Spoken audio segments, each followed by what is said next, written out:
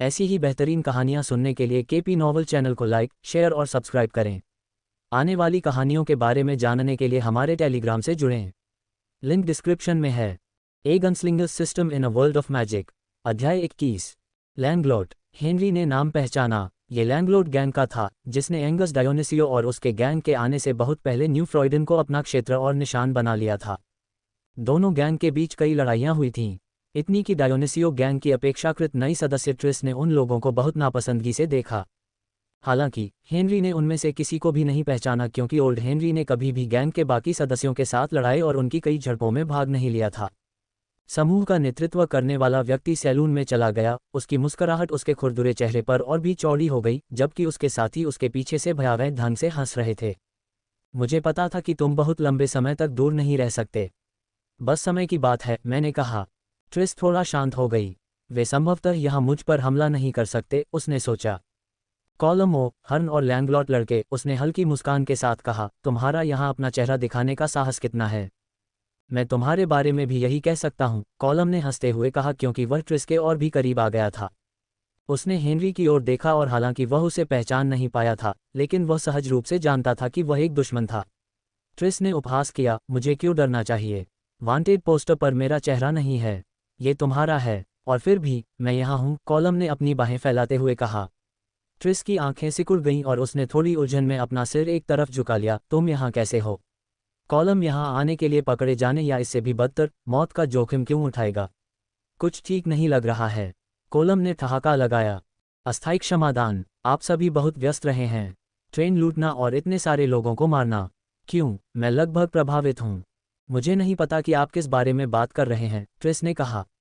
उसका हाथ पिस्तौल की नली में रखी बंदूक के हैंडल को पकड़ रहा था। ट्रिस की ओर सिर हिलाते हुए कॉलम ने आत्मविश्वास से हंसते हुए कहा, अगर मैं तुम्हारी जगह होता तो मैं ऐसा नहीं करता। एक साथ कॉलम ओ, हर्न के पीछे खड़े लोगों से पिस्तौल की नली से बंदूकों को बाहर निकालने की आवाज़ें सुनाई दी और बमुश्किल एक सेकंड में ट्रिस की ओर 4 बंदूक की नालें तान दी गईं। सभी बंदूक की नालें तैयार थीं और फायर करने के लिए तैयार थीं। हेनरी ने उसके पीछे से भौहें सिकुड़ीं। उसने अपना हाथ नज़रों से दूर छिपाया और अपनी सामान्य रिवॉल्वर निकालने के लिए अपनी इन्वेंट्री में हाथ डाला, जबकि हमला करने के लिए अपनी इंद्रियों को उस पल के लिए तैयार रखा। ट्रिस ने अपनी बंदूक से अपना हाथ हटाया और उसे बार पर रख दिया। बारटेंडर ने अपनी आंखें चौड़ी करके लेकिन मुंह बंद करके दोनों विपरीत पक्षों के बीच देखा। अच्छा, कॉलम ने कहा, इसमें गंदगी होने का कोई कारण नहीं है। तुम क्या चाहती हो? ट्रिस ने पूछा। हेनरी ने देखा कि उसका हाथ उस गिलास के करीब जा रहा है जिसका इस्तेमाल वह कुछ मिनट पहले ही पीने के लिए कर रही थी। कॉलम ने आंखें घुमाई। तुम्हें क्या लगता है तुम हमें अपने उस ठिकाने तक ले जाओगे? बेशक।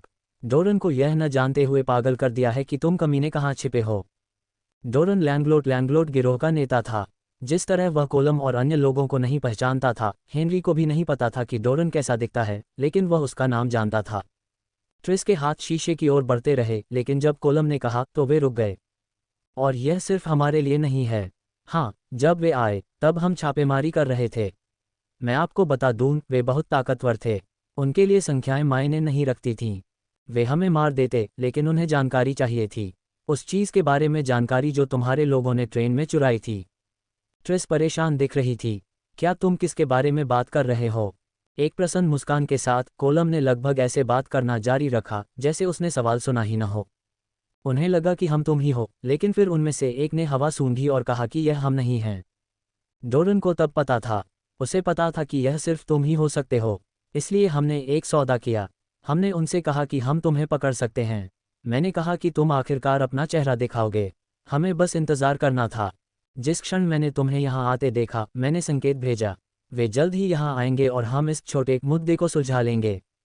ट्रिस बार के करीब झुकी और अपने पीछे खड़े हेनरी से फुसफुसाते हुए बोली, हेनरी, हम कूद जाओ। ट्रिस ने फिर काम किया। उसने गिलास पकड़ लिया जिसकी ओर उसका हाथ बढ़ रहा था और उसे कॉलम के चेहरे पर फेंक दिया। गिलास टूट गया और टूटे हुए टुकड़े उसके चेहरे पर चुभ गए और उसने चीखते हुए कहा, आह कुतिया। एक पल के लिए लैंगलॉट लड़के जम गए और फिर जब ट्रिस और हेनरी एक साथ बार के ऊपर से कूदे तो उन्होंने गोलियां चला दीं। जमे हुए बारटेंडर कुछ ही देर बाद जमीन पर गिर गया। उसकी छाती पर छेद हो गए थे, जहां से उसे ट्रिस और हेनरी के लिए बनाई गई गोलियों ने मारा था। हमें यहां से निकल जाना चाहिए। हेनरी की आंखें चौड़ी हो गईं क्योंकि गोलियां उनके सिर के ऊपर की दीवार पर लग रही थीं और सैलून में मौजूद लोग गोलियों की आवाज़ सुनकर डर से चिल्ला रहे थे। तुम लड़ने नहीं जा रहे हो? उसने पूछा। ट्रिस ने अपना सिर हिलाया और जल्दी से बार के पीछे एक दरवाजे की ओर रेंगती हुई चली गई। हेनरी उसके पीछे पीछे चल रहा था। बहुत सारे हैं, उसने कहा। साथ ही कोलम ने जो कहा उसके अनुसार हमें यहाँ से जितनी जल्दी हो सके भाग जाना चाहिए। उसने दरवाज़ा खोला और वह और हेनरी उसके अंदर से कूद गए, फिर अपने पैरों पर खड़े हुए और गलियारे से नीचे दूसरे छोर पर एक दरवाजे की ओर भागे। गोलियां रुक गईं और हेनरी को पता चल गया कि उनके विरोधी तेजी से पैदल ही उनका पीछा कर रहे हैं। निश्चित रूप से वे वहां हैं, कोलम चिल्लाया और फिर से गोलियां चलाई गईं। उनके पैरों पर निशाना लगाओ, उन्हें मत मारो, हमें उन्हें जिंदा चाहिए। जब कोलम ने सावधानी बरतने के लिए चिल्लाया तब भी लैंगलोड के लड़के सटीक होने की परवाह नहीं कर रहे थे। वे इसके लिए पर्याप्त कुशल नहीं थे। ये सौभाग्य की बात थी क्योंकि अगर उनके पास हेनरी जितना आधा भी कौशल होता तो वे उन्हें पहले ही मार गिराते। ट्रिस ने गलियारे के अंत में दरवाजा खोला और सैलून के पीछे की ओर भागी। जब हेनरी उसके पीछे गया तो उसने खुद को उनके पीछे एक छोटी सी नज़र डालने दिया, अपनी रिवॉल्वर को तान दिया और एक गोली चलाई। उसने अपने लक्ष्य को गिरते और मरते हुए नहीं देखा, लेकिन सिस्टम ने उसे उसकी सफलता के बारे में बता दिया। किल रिवार्ड 8 एक्सपी। यह उससे कम था जो उसने ट्रेन में वर्दीधारी लोगों के लिए प्राप्त किया था। ठीक है, बेशक ये छोटा है, हेनरी ने बिना किसी आश्चर्य के सोचा। लैंगलॉट लड़के ट्रेन में सवार लोगों की तरह कुशल नहीं थे, ये समझ में आता है। ट्रिस ने सैलून के चारों ओर अपने पीछा करने वालों के साथ रास्ता बनाया। उन्हें अपने घोड़ों पर चढ़ना था और स्थिति खराब होने से पहले जितनी जल्दी हो सके न्यू फ्रॉइडन से बाहर निकलना था। घोड़ों की लगाम ढीली करो, ट्रिस ने अपनी पिस्तौल को अपने होल्स्टर से निकालते हुए कहा। मैं तुम्हें कवर करूंगी। वह बहुत गंभीर और दृढ़ लग रही थी और पहले तो हेनरी ने जोर देकर कहा कि वह उसे कवर करे, लेकिन फिर उसने ऐसा न करने का फैसला किया। मैं जल्दी करूंगा, उसने कहा। अपनी मांसपेशियों में ताकत के साथ अपनी चपलता को जोड़ते हुए हेनरी ने एक अविश्वसनीय उछाल हासिल किया जो उसे 3 सेकंड में घोड़ों तक ले गया। हिचिंग पोस्ट से लगाम खींचने के लिए 1 और सेकंड और घोड़ों ने अपने सिर उठाए और कराह उठे। हेनरी ने निक्स के कोट को थपथपाया और खुद को उसकी पीठ पर काठी में चढ़ा लिया। चलो लड़की, उसने कहा और उसे आगे बढ़ने का इशारा किया। निक्स ने तुरंत उसकी बात मान ली। ट्रिस का चेस्टनट ब्राउन घोड़ा उसके बगल में सरपट दौड़ा। जब उसने कुछ गोलियां चलाईं जिससे उसके सामने के दुश्मन जल्दी कवर की तलाश में थे, वह घोड़े पर सवार हुई और हेनरी के बगल में सरपट दौड़ी और उसके पीछे से निकलकर शहर से बाहर निकल गई। लेकिन चीजें इतनी आसान नहीं थीं। शहर से बाहर निकलने का उनका रास्ता राइफलों से लैस लोगों ने रोक दिया था जो किसी भी समय गोली चलाने के लिए तैयार थे। ट्रिस के ऐसा करने से पहले हेनरी ने अपनी बंदूक उठाई और गोली चला दी और लाल बालों वाली महिला ने देखा कि गोली दुश्मन के सिर में लगी और तुरंत मौत का कारण बनी। किल रिवार्ड 8 एक्सपी। निक्स सर पर दौड़ती रही और उसने खुद को राइफल वाले 2 आदमियों के बीच में खड़ा कर लिया। एक आदमी ने अपनी बंदूक हेनरी की ओर तान दी और उसने गोली चलाने के लिए बंदूक की नली को ऊपर उठाया, जिससे गोली बिना किसी नुकसान के आसमान में चली गई। फिर उसने बंदूक पकड़ी और उस आदमी के हाथ से खींचकर उसके सिर में गोली मार दी। ये सब 4 सेकंड के भीतर हुआ। किल रिवार्ड 8 एक्सपी। निक्स के दूसरी तरफ खड़े आदमी ने गोली चलाने की कोशिश की, लेकिन घोड़े ने प्रतिक्रिया की, अपने पिछले पैरों को ऊपर उठाया और उसके सिर पर जोर से धड़क की आवाज के साथ रौंद दिया। उसे मार डाला। निक्स ने किल किया। निक्स को 10 एक्सपी मिले। हेनरी ने सुनिश्चित किया कि उसने सिस्टम द्वारा प्रस्तुत लूट बटन पर क्लिक किया और उसे अपने लाभों की सूचनाओं से भर दिया गया। सबसे उल्लेखनीय लाभ राइफल बारूद के बक्से थे जिनमें प्रत्येक में 20 गोलियां थीं। ट्रिस ने उन लोगों को संभाला जो उसका रास्ता रोक रहे थे और वह और हेनरी शहर से बाहर निकल गए, सुरक्षा की ओर बढ़ते हुए। लेकिन तभी दूर से शरीर पर लबादा ओढ़े 2 आकृतियां घोड़ों पर सवार दिखाई दीं। दुनिया के तत्वों को समझने की आपकी क्षमता मजबूत हुई है।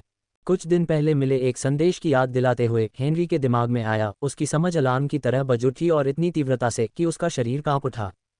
आकृतियों में से एक ने हाथ उठाया और वह आग की लपटों में जल उठा। जादू, ट्रिस ने चौंकते हुए कहा। इस बीच हेनरी को सिस्टम से एक अलर्ट मिला। पहले अस्पष्ट क्वेस्ट की शर्तें अब स्पष्ट हो गई थीं। ग्रैंड क्वेस्ट अपडेट किया गया। मुख्य क्वेस्ट परिणाम। क्वेस्ट की शर्तें। ट्रिस के साथ शहर में जाएं। हेड्रॉन हवेली में जीवित वापस लौटें। इनाम 1, यदि ट्रिस बच जाती है 150 अनुभव। इनाम 2, यदि ट्रिस मर जाती है 100 अनुभव। शुभकामनाएं। अगर ट्रिस बच जाती है, अगर ट्रिस मर जाती है। बकवास, हेनरी ने सोचा और उसने ट्रिस की तरफ देखा। उसके लाल भूरे बाल उसकी टोपी के नीचे से उसके पीछे बह रहे थे और वह जानता था कि सिस्टम के विशिष्ट होने और क्वेस्ट के लिए इतने अधिक पुरस्कार होने के कारण यह आसान नहीं होगा। उसने ट्रेन और वॉयलॉक के साथ स्थिति के बारे में सोचा कि जादू उपयोगकर्ता से कैसे लड़ना है, लेकिन फिर यह एहसास होने पर रुक गया कि उसने उस लड़ाई में भाग नहीं लिया था। वह उस समय मिस्टर ग्रांट और सब क्वेस्ट पर अधिक ध्यान केंद्रित कर रहा था। लेकिन ये ठीक होना चाहिए। हम एक चक्कर लगा सकते हैं, उन्हें फेंक दें और फिर वापस अपना रास्ता बना लें। उसके कान के पास से उड़ती हुई एक गोली ने हेनरी को उसके विचारों से बाहर निकाला। उसने अपने पीछे देखा और जैसे ही वे अपने आगे स्पष्ट जादू करने वालों के करीब पहुंच रहे थे, लैंगलॉट लड़कों ने घोड़े पर सवार होकर सेकंड के हिसाब से उन पर बढ़त हासिल कर ली थी। अपने स्तर अप से अपने आंकड़ों में वृद्धि के बाद निक्स आसानी से उन घोड़ों से आगे निकल सकती थी। लेकिन ट्रिस के घोड़े के लिए यही सच नहीं था और हेनरी उसे पीछे नहीं छोड़ना चाहता था। शांत हो जाओ, ट्रिस ने उनके आगे चल रहे दो लोगों के बारे में धीरे से कहा, वे बस गुजर रहे होंगे। लोग अपनी यात्राओं में न्यू फ्रॉइडन से काफ़ी बार गुजरते थे। यही कारण था कि यह गिरोह के रूप में रहने के लिए एक अच्छी जगह थी। लूटने के लिए हमेशा काफ़ी लक्ष्य उपलब्ध रहते थे। हालांकि ट्रिस सिर्फ आशावादी थी और उसे भी ये पता था। ज़रूर, उनके पीछे से कोलम चिल्लाया, वे यहाँ हैं, वे वही हैं जिन्हें तुम ढूंढ रहे थे। भाड़ में जाओ, ट्रिस ने कहा। हेनरी, चलो। लाल बालों वाली लड़की ने अपना घोड़ा घुमाया और हेनरी के पीछे पीछे रास्ता छोड़ दिया। इरादा उनके और जादू टोने वाले अजनबियों के बीच जितना संभव हो सके उतनी दूरी बनाना था। उसे अभी भी कोलम का ये कहना याद है, वे मजबूत हैं। उनके लिए संख्याएं मायने नहीं रखतीं। वह उसकी रिपोर्ट की पुष्टि नहीं करना चाहती थी। गोलियां चलती रहीं और हेनरी ने फैसला किया कि अब बहुत हो गया। उसने अपनी गर्दन को पीछे की ओर घुमाकर देखा और गोली चलाने से पहले अपने हाथ में राइफल को कोक किया। निक्स की सरपट दौड़ से उसके लक्ष्य पर थोड़ा असर पड़ने के बावजूद हेनरी ने अपने लक्ष्य की छाती में 2 गोलियां दाग दीं और लैंगलोड गिरोह का सदस्य मर गया और अपने घोड़े से गिर गया। किल रिवार्ड 8 एक्सपी। जैसे ही हेनरी ने अपना अगला लक्ष्य चुना और गोली चलाई, एक गोली की आवाज़ आई और एक गोली उसके कंधे पर इतनी जोर से लगी कि वह दूसरी तरफ से निकल गई। कोलम ने अपनी राइफल को एकाग्र दृष्टि से देखा और अपने लक्ष्य को बेहतर बनाने के लिए एक आंख बंद कर ली। उसके चेहरे से अभी भी खून बह रहा था जहां कांच के टुकड़े उसके चेहरे में घुस गए थे। आपने 5 हिट पॉइंट खो दिए हैं। Hit point 25/30। हंग, हेनरी ने कराहते हुए कहा और उसने जो गोली चलाई वह दूर जाकर लगी और चूक गई। हेनरी, ट्रिस ने चिंता में चिल्लाते हुए अपनी रिवॉल्वर को पीछे की ओर तान दिया और अपने सिलेंडर में बची हुई सभी गोलियों को निकाल दिया। सफलतापूर्वक लैंगलोड गैंग के एक और सदस्य को मार गिराया। अब उनके पीछे सिर्फ 5 लोग थे जिनमें कोलम सबसे आगे था। यह एक ऐसा फायदा था जो लैंगलोड गैंग को हमेशा डायोनिसियो गैंग पर मिलता था। एंगस ने काफ़ी सावधानी से सदस्यों को चुना और अपने समूह में शामिल होने दिया, लेकिन डोरन लैंगलोड ज़्यादा अंधाधुंध था। वह किसी भी सक्षम पुरुष या महिला को अपने समूह में शामिल होने देने में खुश था। इससे उनकी संख्या बढ़ गई, लेकिन उन्हें पकड़े जाने का जोखिम भी था। यही कारण था कि उनके पास ग्रामीण इलाकों में कई ठिकाने थे। अगर लैंगलोड लड़के ही उन्हें चिंता करने के लिए थे तो हेनरी को यकीन था कि वे ठीक रहेंगे, लेकिन वे नहीं थे।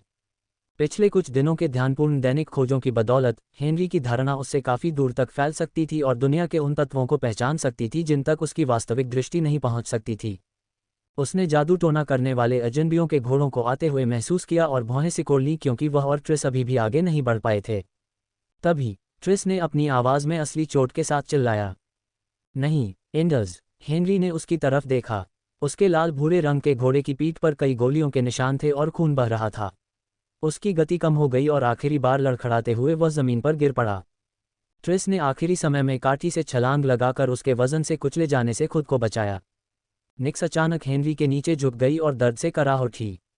हेनरी ने देखा कि उसे भी गोली लगी है। निक्स ने 5 हिट पॉइंट खो दिए हैं। निक्स के हिट पॉइंट 30/35। स्तर बढ़ाने के बाद निक्स के हिट पॉइंट पहले 20-15 बढ़ गए। वे कमीने, हेनरी ने गुस्से में सोचा, वे घोड़ों को निशाना बना रहे हैं। हेनरी ने निक्स की लगाम खींची और ट्रिस की ओर हाथ बढ़ाया। चढ़ो। ट्रिस ने आगे बढ़ा हुआ हाथ पकड़ा और निक्स की पीठ पर चढ़ गई। हेनरी ने उसे अपने सामने खड़ा कर दिया। मुझे तुम्हारे पीछे होना चाहिए, ट्रिस ने कहा। नहीं, हेनरी ने शांति से कहा, निक्स की लगाम थाम लो। ट्रिस ने लगाम थाम ली और एक झटके के साथ निक्स का जेट ब्लैक फुर्तीला शरीर एक विस्फोटक सरपट दौड़ में बदल गया। ट्रिस को निक्स की पीठ पर रोकने और लाने में बिताए गए सेकंड ने लैंगलोड गैंग को बढ़त हासिल करने का मौका दिया था, लेकिन अब ट्रिस के घोड़े के साथ तालमेल बनाए बिना निक्स अपनी गति की असली सीमा को छोड़ सकती थी। वाह, ट्रिस ने कहा। वह अपने घायल घोड़े के बारे में दुखी थी, लेकिन उस पल वह निक्स की क्षमता की गति से चकित थी। अपनी वर्तमान गति से वे लैंगलोड घोड़ों को धूल में मिलाने जा रहे थे, लेकिन हेनरी दुश्मन को दूर तक कम नहीं होने दे रहा था। उसने न्यू फ्रॉइडन में लूटे गए राइफल बारूद के बक्सों में से एक निकाला और अपने हाथ में राइफल को अधिकतम क्षमता तक फिर से लोड किया। उसने राइफल उठाए, मार्क्समैनशिप लेवल 1 को सक्रिय करना, सक्रिय प्रभाव जोड़ 5% सटीकता, और फायर करना शुरू कर दिया। एक राइफल की रेंज और उसकी सटीकता बोनस की बदौलत हर 2 फायर की गई गोलियों ने लैंगलोड गैंग के एक सदस्य को मार डाला, जिससे उनके घोड़े नियंत्रण से बाहर हो गए। आपने स्किल एक्सपी प्राप्त कर ली है। Kill reward 8 XP. आपने स्किल एक्सपी प्राप्त कर ली है। Kill reward 8 XP. आपने स्किल एक्सपी प्राप्त कर ली है। Kill reward 8 XP. आपने स्किल एक्सपी प्राप्त कर ली है। Kill reward 8 XP. Skill level up less than marksmanship greater than, अब लेवल 2 है। आपने एक मार्क्समैनशिप सक्रिय उपकौशल अनलॉक कर लिया है। त्वरित सोच लेस देन, त्वरित सोच ग्रेटर देन। 5 सेकंड के लिए आप और दुनिया की हर चीज़ जम जाएगी, लेकिन आपका दिमाग काम करना जारी रखेगा। आपको बहुत मुश्किल समय में भी पल भर में निर्णय लेने के लिए पर्याप्त समय देता है। लागत 5 मन पॉइंट्स। हेनरी को स्किल लेवल अप के अलर्ट को पढ़ने के लिए मजबूर होना पड़ा और उसने less than quick thinking greater than के विवरण को पढ़ा, लेकिन इसे एक तरफ रख दिया ताकि वह कोलमो हर्न को मारने के लिए अपना अंतिम शॉट फायर कर सके। आहे तभी कोलम चिल्लाया और हेनरी ने देखा कि उसके मृत गिरोह के सदस्यों के बेकाबू घोड़ों में से एक उसके घोड़े से टकरा गया, जिससे वह पलट गया और उसके पैर में जोरदार और गहरी थपथप की आवाज़ आई। निक्स अभी भी पूरी गति से सवारी कर रहा था, इसलिए हेनरी को अपना शॉट फायर करने का मौका नहीं मिला। उसे इससे नफरत थी। उसे लग रहा था कि कोलम उसे दूसरे लैंगलॉट लड़कों से ज़्यादा एक्सपी देगा। एक्सपी की बात करें तो जैसे ही वे सुरक्षित जगह पर पहुंचे, हेनरी ने अपनी स्टेटस स्क्रीन पर आवाज़ लगाई। नाम हेनरी मॉर्गन। स्तर 3 239/400। अनुभव जाति मानव। वर्ग गनस्लिंगर। शीर्षक गैंगबैंगर। Hit point 25/30। मन पॉइंट 40/40। ताकत 14। चपलता 10। सहनशक्ति 6। धारणा 7। कौशल मार्क्समैनशिप स्तर 2 लेस देन, सक्रिय उपकौशल त्वरित सोच ग्रेटर देन, वश में करना स्तर 1 लेस देन, सक्रिय उपकौशल बॉन्डिंग ग्रेटर देन। अपनी स्थिति स्क्रीन पर एक त्वरित नज़र डालने के बाद हेनरी को याद आया कि निक्स ने भी एक हत्या की थी, इसलिए उसने उसकी स्थिति भी बताई। नाम निक्स। प्राणी घोड़ा। नस्ल वेलेरियन रेसहॉर्स। स्तर 2 35/50। अनुभव हिट पॉइंट 30/35। ताकत 30। गति 60। सहनशक्ति 25। जब हेनरी स्टेटस को देख रहा था, ट्रिस ने पीछे देखा और जब उसने देखा कि उनके पीछे कोई और घोड़ा नहीं है, तो उसने राहत की सांस ली। हम सुरक्षित हैं, उसने कहा। हेनरी ने बोलने के लिए अपना मुंह खोला, लेकिन सिस्टम से एक अलर्ट आया जिसने उसे अचेत कर दिया। 2 वाइकर हिंसक इरादों के साथ आपके पास आते हैं। आपको एक सब क्वेस्ट मिला है। वाइकर को हराएं या मुठभेड़ से बचें। मारने का इनाम 65 अनुभव प्रत्येक के लिए। सब क्वेस्ट इनाम 50 अनुभव। Good luck. बकवास, हेनरी ने कहा। क्या? ट्रिस ने पूछा। मुझे लगता है कि तुमने इसे बदकिस्मत बना दिया, हेनरी ने भौहें सिकोड़ते हुए कहा। उनके पीछे 2 घोड़े तेज आवाज़ के साथ उनके रास्ते पर कूद पड़े। काले लबादे पहने जादू टोना करने वाले अजनबी उनके सवार थे। खतरे की तीव्र भावना के साथ हेनरी को पता था कि उसे तेजी से कार्य करना होगा, इसलिए उसने अपनी राइफल उठाए और दोनों की ओर एक के बाद एक गोलियां चलानी शुरू कर दीं। क्या बात है? हैरानी से मुंह खोले हेनरी ने देखा कि 2 सवार वाइकर, जैसा कि सिस्टम उन्हें बुलाता था, सभी फायर किए गए शॉट से बचने के लिए अविश्वसनीय रिफ्लेक्स के साथ प्रतिक्रिया कर रहे थे। उन्होंने अपने घोड़ों को नियंत्रित करने और कुशलता से एक जिग-जैग पैटर्न में आगे बढ़ने की हद तक कोशिश की, जिससे उन्हें निशाना बनाना मुश्किल हो गया। इस दौरान वे लगातार करीब आते जा रहे थे। ट्रिस ने निक्स को एक उद्देश्यपूर्ण फोकस के साथ एक रिज पर ले जाया, जिसने हेनरी को बताया कि वह जानती थी कि वह कहाँ जा रही है। हेनरी के विपरीत, वह गिरोह के लिए मिशन करने के लिए कई बार हेड्रॉन मैंशन से बाहर निकल चुकी थी, इसलिए उसे पर्याप्त रास्ते पता थे जिससे उन्हें भागने का मौका मिल सकता था। समस्या ये थी कि वे जितनी देर तक सवारी करते, निक्स उतनी ही कमज़ोर होती जाती क्योंकि उसकी सहनशक्ति जल्द ही खत्म होने लगती। दूसरी ओर, वाइकर जिन घोड़ों पर सवार थे वे बड़े कद के थे और मांसपेशियों से भरपूर थे, जिससे उनकी सहनशक्ति का पता चलता था। जबकि निक्स स्प्रिंट के लिए बहुत उपयुक्त था, वे घोड़े मैराथन के लिए उपयुक्त थे, जो यह सवारी जल्दी ही बन रही थी। अब जब वाइकर करीब आ रहे थे, तो हेनरी उनके चेहरों को बेहतर तरीके से देख सकता था। एक पुरुष था, दूसरा महिला।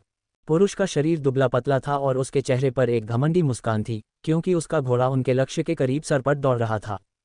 महिला का चेहरा अधिक गंभीर था और जैसे जैसे उसने जो लबादा पहना हुआ था, उसका रूप हेनरी की नज़र में आ रहा था। वह बहुत बड़ी थी, उसकी भुजाएं मांसपेशियों से भरी हुई थीं और उसकी प्रत्येक जांघ हेनरी की 2 जांघों जितनी बड़ी लग रही थी। उसकी छाती फैली हुई थी और स्तनों की तुलना में मर्दाना छाती की तरह अधिक दिख रही थी। उसका चेहरा मर्दाना था। वास्तव में चेहरे से वह एक पुरुष की तरह दिख रही थी, लेकिन वह एक महिला थी। हेनरी को यकीन था। जब हेनरी देख रहा था तो महिला वाइकर अपनी काठी के किनारे पहुंची और एक क्रॉसबो उठाया। ये लकड़ी, धातु और तार से बना था और यह बहुत बड़ा था। वाइकर ने क्रॉसबो पर एक बोल्ट लगाया और निशाना लगाने के लिए उसे ऊपर उठाया। शिट, निक्स, साइड में, हेनरी चिल्लाया। चूंकि वह लगाम नहीं संभाल रहा था, इसलिए वह चिल्लाने से ही काम चला सकता था। निक्स ने उसे सुना और ट्रिस जिस दिशा में जाने का निर्देश दे रही थी, उसकी परवाह किए बिना उसने आज्ञा का पालन किया और साइड में मुड़ गई। अफसोस, इससे कोई फर्क नहीं पड़ा। महिला वाइकर ने बोल्ट चलाया और एक भयानक थवैक ध्वनि के साथ ये निक्स की साइड में जा लगा। हेनरी के दाहिने पैर से कुछ इंच की दूरी पर। निक्स ने 8 हिट पॉइंट खो दिए हैं। निक्स के हिट पॉइंट 22/35। निक्स तुरंत अपनी जगह पर रुक गई और इतनी हिंसक तरीके से दर्द से पीछे हटी कि हेनरी और ट्रिस उसकी पीठ से उछल गए और फिर वह सरपट भाग गई मानो दौड़ने से उसका दर्द कम हो जाएगा। अच्छा बकवास, हेनरी ने उसे जाते हुए देखा। हेनरी को यह देखकर निराशा हुई कि वह सुरक्षित भागने के लिए सरपट भागने का अपना सबसे अच्छा मौका देख रहा था, फिर भी वह खुश था कि अब उस पर हमला नहीं होगा। वह नहीं चाहता था कि वह ट्रिस के घोड़े के भाग्य को साझा करे, जिसका जीवन या मृत्यु अब तक अज्ञात थी। हेनरी और ट्रिस के वापस अपने पैरों पर खड़े होते ही 2 वाइकर आ गए। हील, महिला वाइकर ने हेनरी की अपेक्षा से अधिक नर्म आवाज में कहा, जो उसके आकार और उसके चेहरे पर भाव को देखते हुए अपेक्षित थी। विरोध करो और तुम मर जाओगे, पुरुष वाइकर ने चेतावनी दी। हेनरी और ट्रिस ने एक दूसरे को देखा लेकिन कुछ नहीं कहा। जब उनके पीछा करने वाले घोड़ों पर थे तो भागना व्यर्थ था, इसलिए चीजें बहुत निराशाजनक लग रही थीं। महिला वाइकर ने संतुष्ट होकर सिर हिलाया। उसने उनकी चुप्पी और कार्रवाई न करने के उनके फैसले को अनुपालन के रूप में लिया। अब हमें बताओ कि यह कहाँ है?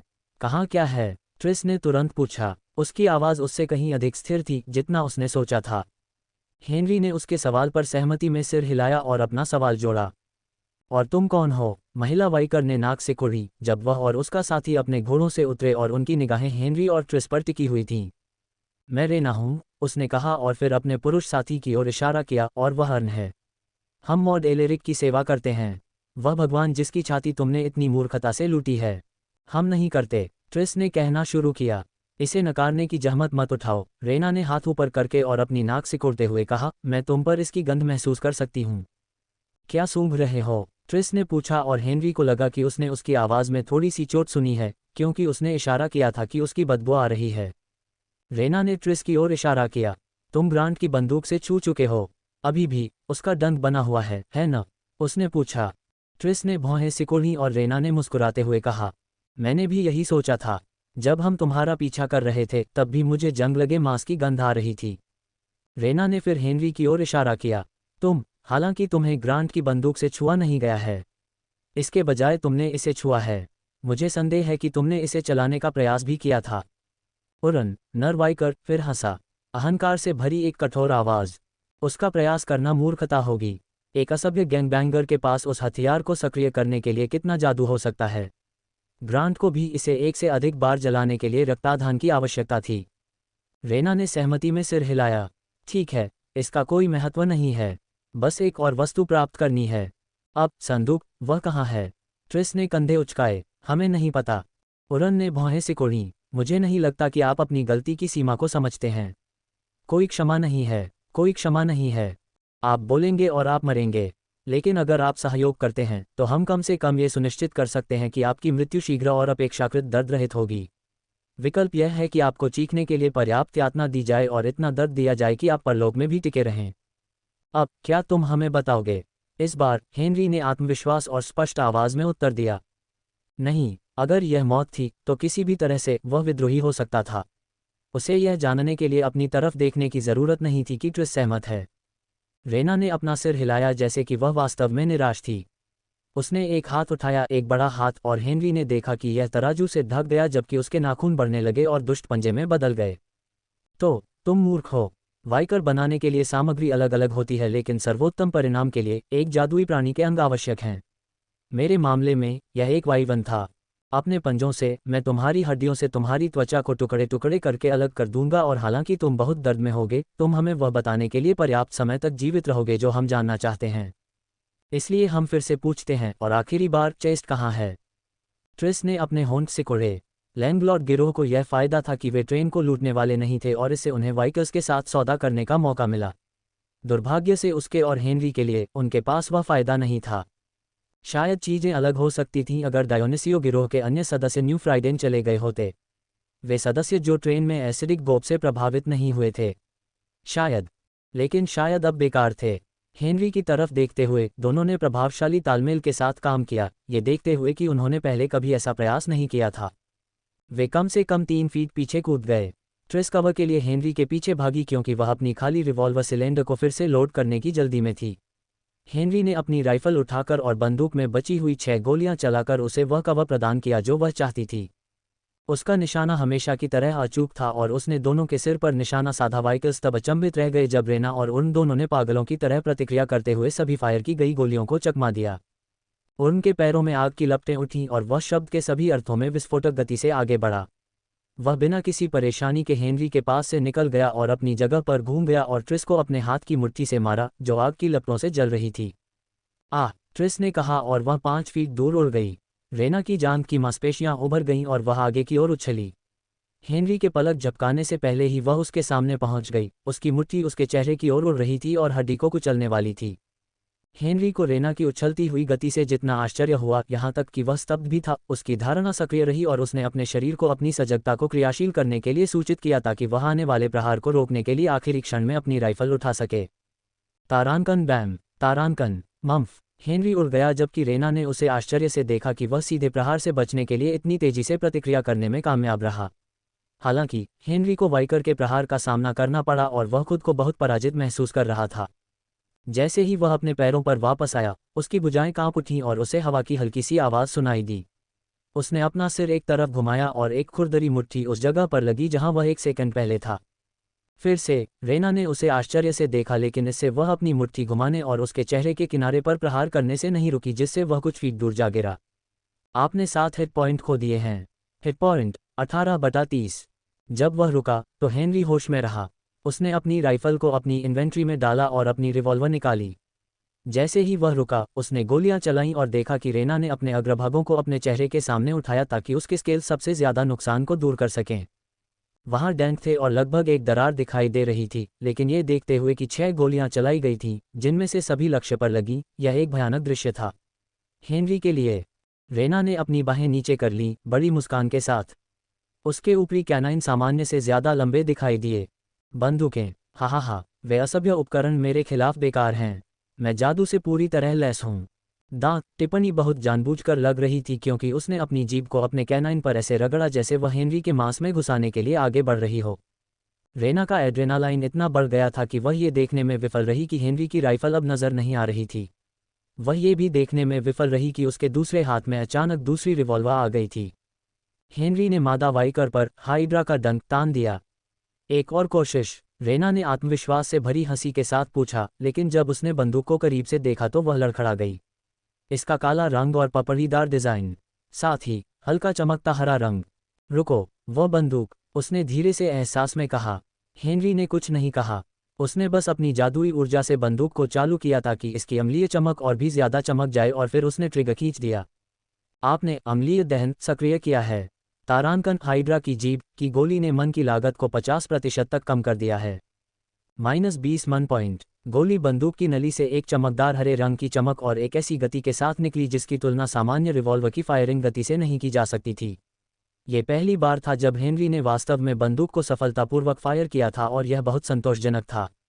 ये तब और भी बेहतर हो गया जब रेना अंतिम सेकंड में प्रतिक्रिया करने में कामयाब रही, लेकिन समय पर चकमा नहीं दे सकी, इसलिए उसके पास अपनी पिछली अग्रबाहु रक्षा ही बची थी। गोली रेना के शल्कों को चीरती हुई निकल गई और उसके अग्रभाग पर हरे रंग की दरारें फैल गईं, इससे पहले कि शल्क एक धमाकेदार विस्फोट में बिखर गए, जिसने उसे हरे दम घोंटने वाले धुंध के बादल में कुछ कदम पीछे धकेल दिया। ट्रिस पर एक सफल प्रहार करने के बाद नरवाइकर उर्न शांति से उसकी ओर बढ़ा। उसने सबसे पहले उसके चेहरे के उस हिस्से पर जलन पर नजर डाली जहां उसकी जलती हुई मुट्ठी लगी थी, फिर वह नीचे झुका और उसे उठाने के लिए उसकी बनियान के पीछे से पकड़ा। जिस तरह से उसने उसे एक हाथ से उठाया और बिना किसी तनाव के, उसका दुबला पतला कद धोखा दे रहा था और उसमें औसत आदमी से कहीं ज्यादा ताकत थी। ट्रिस बेहोश सी लग रही थी और 1-2 मिनट तक उसे देखने के बाद उर्न ने निराशा में एक ठहाका लगाया। एक ही बार में इतनी बहादुरी खत्म हो गई, उसने कहा और फिर हंसा। यूरन रेना की तरफ देखने ही वाला था कि हेनरी के साथ लड़ाई में वह कैसे आगे बढ़ रही है, तभी उसने देखा कि ट्रिस के पास अभी भी उसकी बंदूक थी। वह जितनी कमज़ोर दिख रही थी, बंदूक पर उसकी पकड़ उतनी ही मजबूत लग रही थी। और फिर अचानक ट्रिस की आंखें खुल गईं और उसकी नज़र में तीव्र घृणा थी। बमुश्किल 1 सेकंड में उसने अपना हाथ ऊपर खींचा, अपनी बंदूक यूरन की ठोड़ी पर तान दी और ट्रिगर दबा दिया। ट्रिस ने जैसे ही हथियार उठाया और गोली चलाई, अर्न को एहसास हुआ कि उसके साथ धोखा हुआ है और वह इस बात से हैरान था कि एक औसत गैंगबैंगर इस तरह की चाल चल सकता है और इसे इतनी अच्छी तरह से खेल सकता है। उसने गोली से बचने के लिए जितनी जल्दी हो सके अपनी गर्दन पीछे की ओर झुकाए। अफसोस, भले ही वह एक घातक प्रहार से बच गया जो निस्संदेह उसे मार सकता था, फिर भी गोली ने उसकी ठोड़ी पर घाव कर दिया और वह आसमान में चली गई। जब दर्द की चुभन से अर्न कराह उठा तो उसने ट्रिस को घूरते हुए देखा कि वह अपने बाएं हाथ से खंजर निकाल रही है। ट्रिस ने वाइकर की गर्दन पर निशाना लगाने से पहले खंजर को एक कुशल घुमाव के साथ उठाया। अर्न ने हाथ को एक तरफ कर दिया और जब गोली की आवाज़ आए और गोली उस हाथ में लगी जिसका इस्तेमाल उसने ट्रिस को उसकी बनियान से पकड़ने के लिए किया था, तभी उसे एहसास हुआ कि वह एक और चाल में फंस गया है। खंजर से वार करने का प्रयास केवल उसका ध्यान भटकाने के लिए किया गया था ताकि वह ट्रिस के बंदूक वाले हाथ को अकेला छोड़ दे और उसे गोली चलाने दे। दर्द की चीख के साथ जो उसके सीने के अंदर से आती हुई प्रतीत हुई, उनने ट्रिस की बनियान छोड़ दी और जैसे ही उसके पैर जमीन पर पड़े, वह कई कदम दूर भागी और 3 और गोलियां चलाईं। उनने अपनी घायल भुजा को सहलाया, लेकिन अभी भी ट्रिस के 3 में से 2 गोलों से बचने के लिए पर्याप्त सजगता और तीक्ष्ण प्रवृत्ति थी।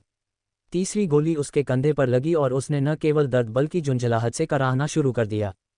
बचाव हमेशा उसके लिए एक समस्या रही थी। यही कारण था कि वह मारे जाने से बचने के लिए गतिशीलता पर अधिक निर्भर था।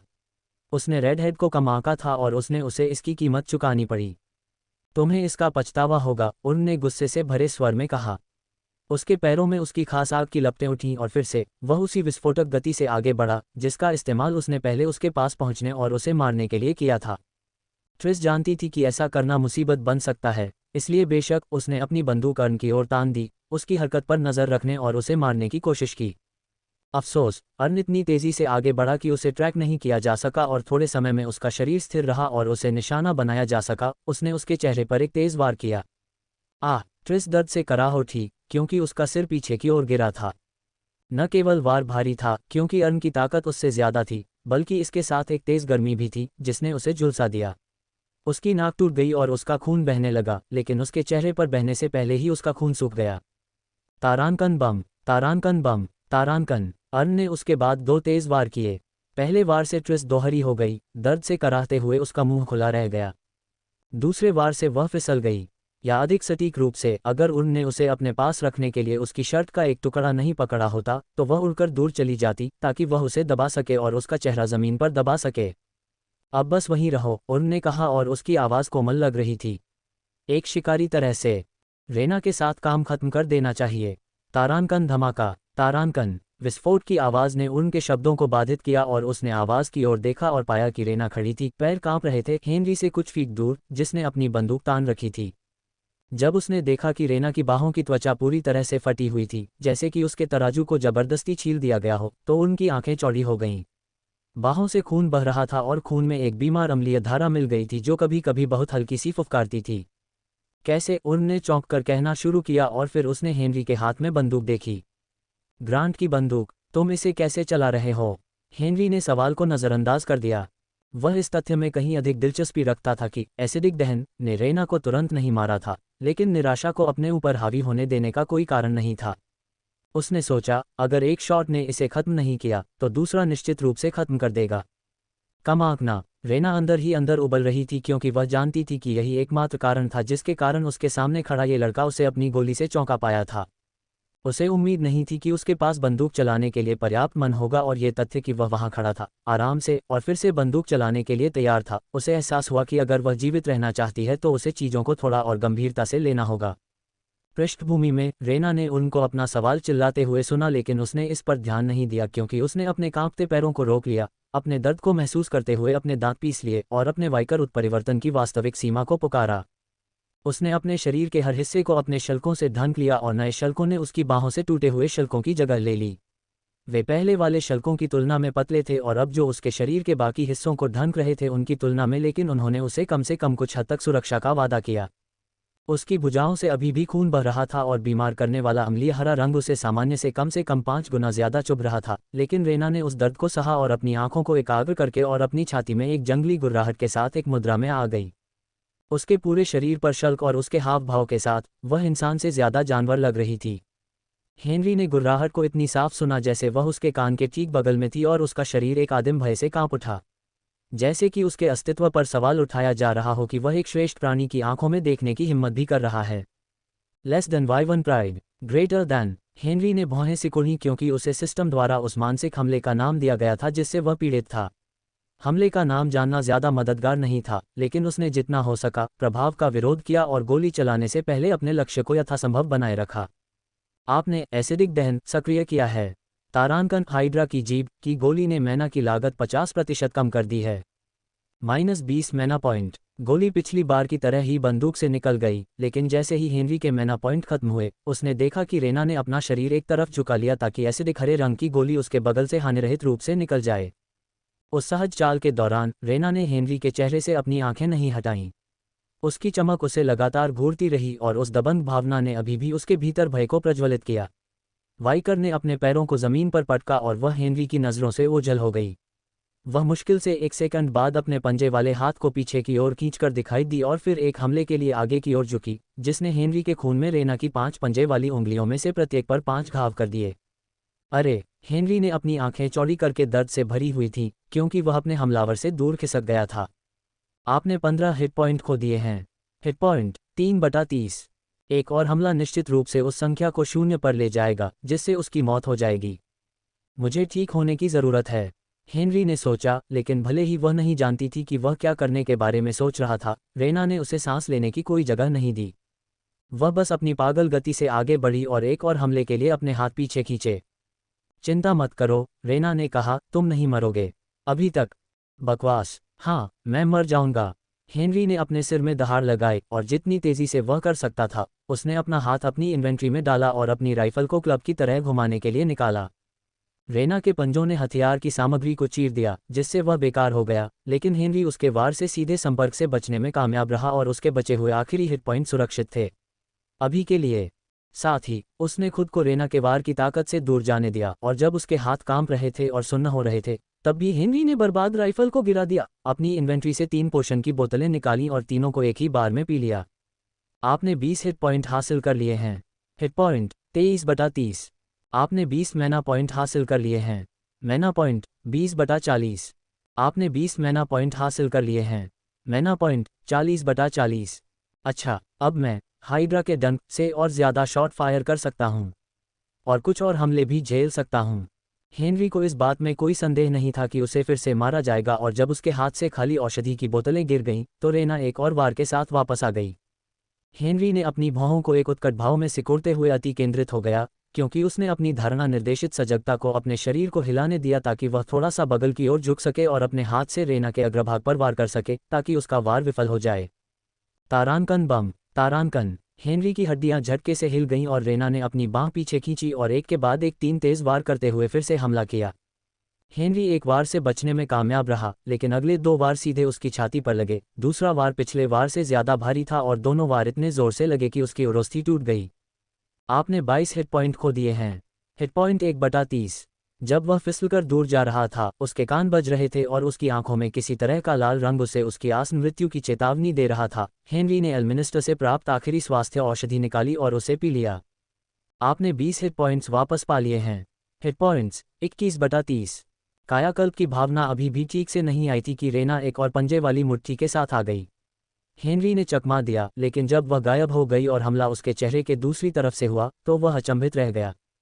तारानकन बम। तारानकन। आपने 10 हिट पॉइंट्स खो दिए हैं। Hit points 11/30। मैं उसे नहीं मार सकता और मैं उससे बच नहीं सकता, हेनरी ने उदास होकर सोचा, क्योंकि खून का धातु जैसा स्वाद उसके मुंह में भर गया था। रेना की गति, उसकी पागल मांसपेशियों की ताकत के साथ, उसके लिए बहुत तेज थी। हाइड्रा के डंक के साथ उसके पास बहुत सीमित शॉट थे और अगर वह असफल हो जाता तो उसके पास वाइकर के तराजू से गुजरने का कोई रास्ता नहीं होता। अफसोस, उसकी सजगता मुश्किल से साथ दे रही थी। उसका दिमाग साथ नहीं दे रहा था। 1 मिनट रुको, मेरा दिमाग। हेनरी ने अचानक उन्मत्त होकर सोचना बंद कर दिया क्योंकि उसने जो जानकारी पहले पढ़ी थी वह उसके दिमाग में लगभग बहुत स्पष्ट रूप से दिखाई दे रही थी। मार्कसमैनशिप सक्रिय उपकौशल सक्रिय करना, त्वरित सोच ग्रेटर दैन -5 मन पॉइंट। सब कुछ जम गया। एक 5 सेकंड का टाइमर बजने लगा। खुद को जमने के कारण हेनरी की आंखें हिल नहीं पा रही थीं, लेकिन चूंकि उसका मस्तिष्क काम करना जारी रखता था इसलिए उसकी धारणा भी सक्रिय थी। अपने ध्यान अभ्यासों की बदौलत वह अपने शरीर से अपनी धारणा को काफ़ी हद तक फैला सकता था और इससे वह अपने आसपास के वातावरण को लगभग उतनी ही स्पष्टता से देख सकता था जितना वह अपनी आंखों से देख सकता था। उसने देखा कि रेना उसके दाहिने हिस्से पर हमला कर रही है, लेकिन उसके रुख में बदलाव देखा। जिस तरह से उसके घुटने मुड़े हुए थे, वह हमला एक छलावा है। हेनरी ने महसूस किया असली हमला बाईं ओर से आ रहा है। Less then quick thinking greater than समाप्त हो गई और हेनरी ने हाइड्रा स्टिंग को अपनी बाईं ओर इंगित किया और ट्रिगर खींच दिया।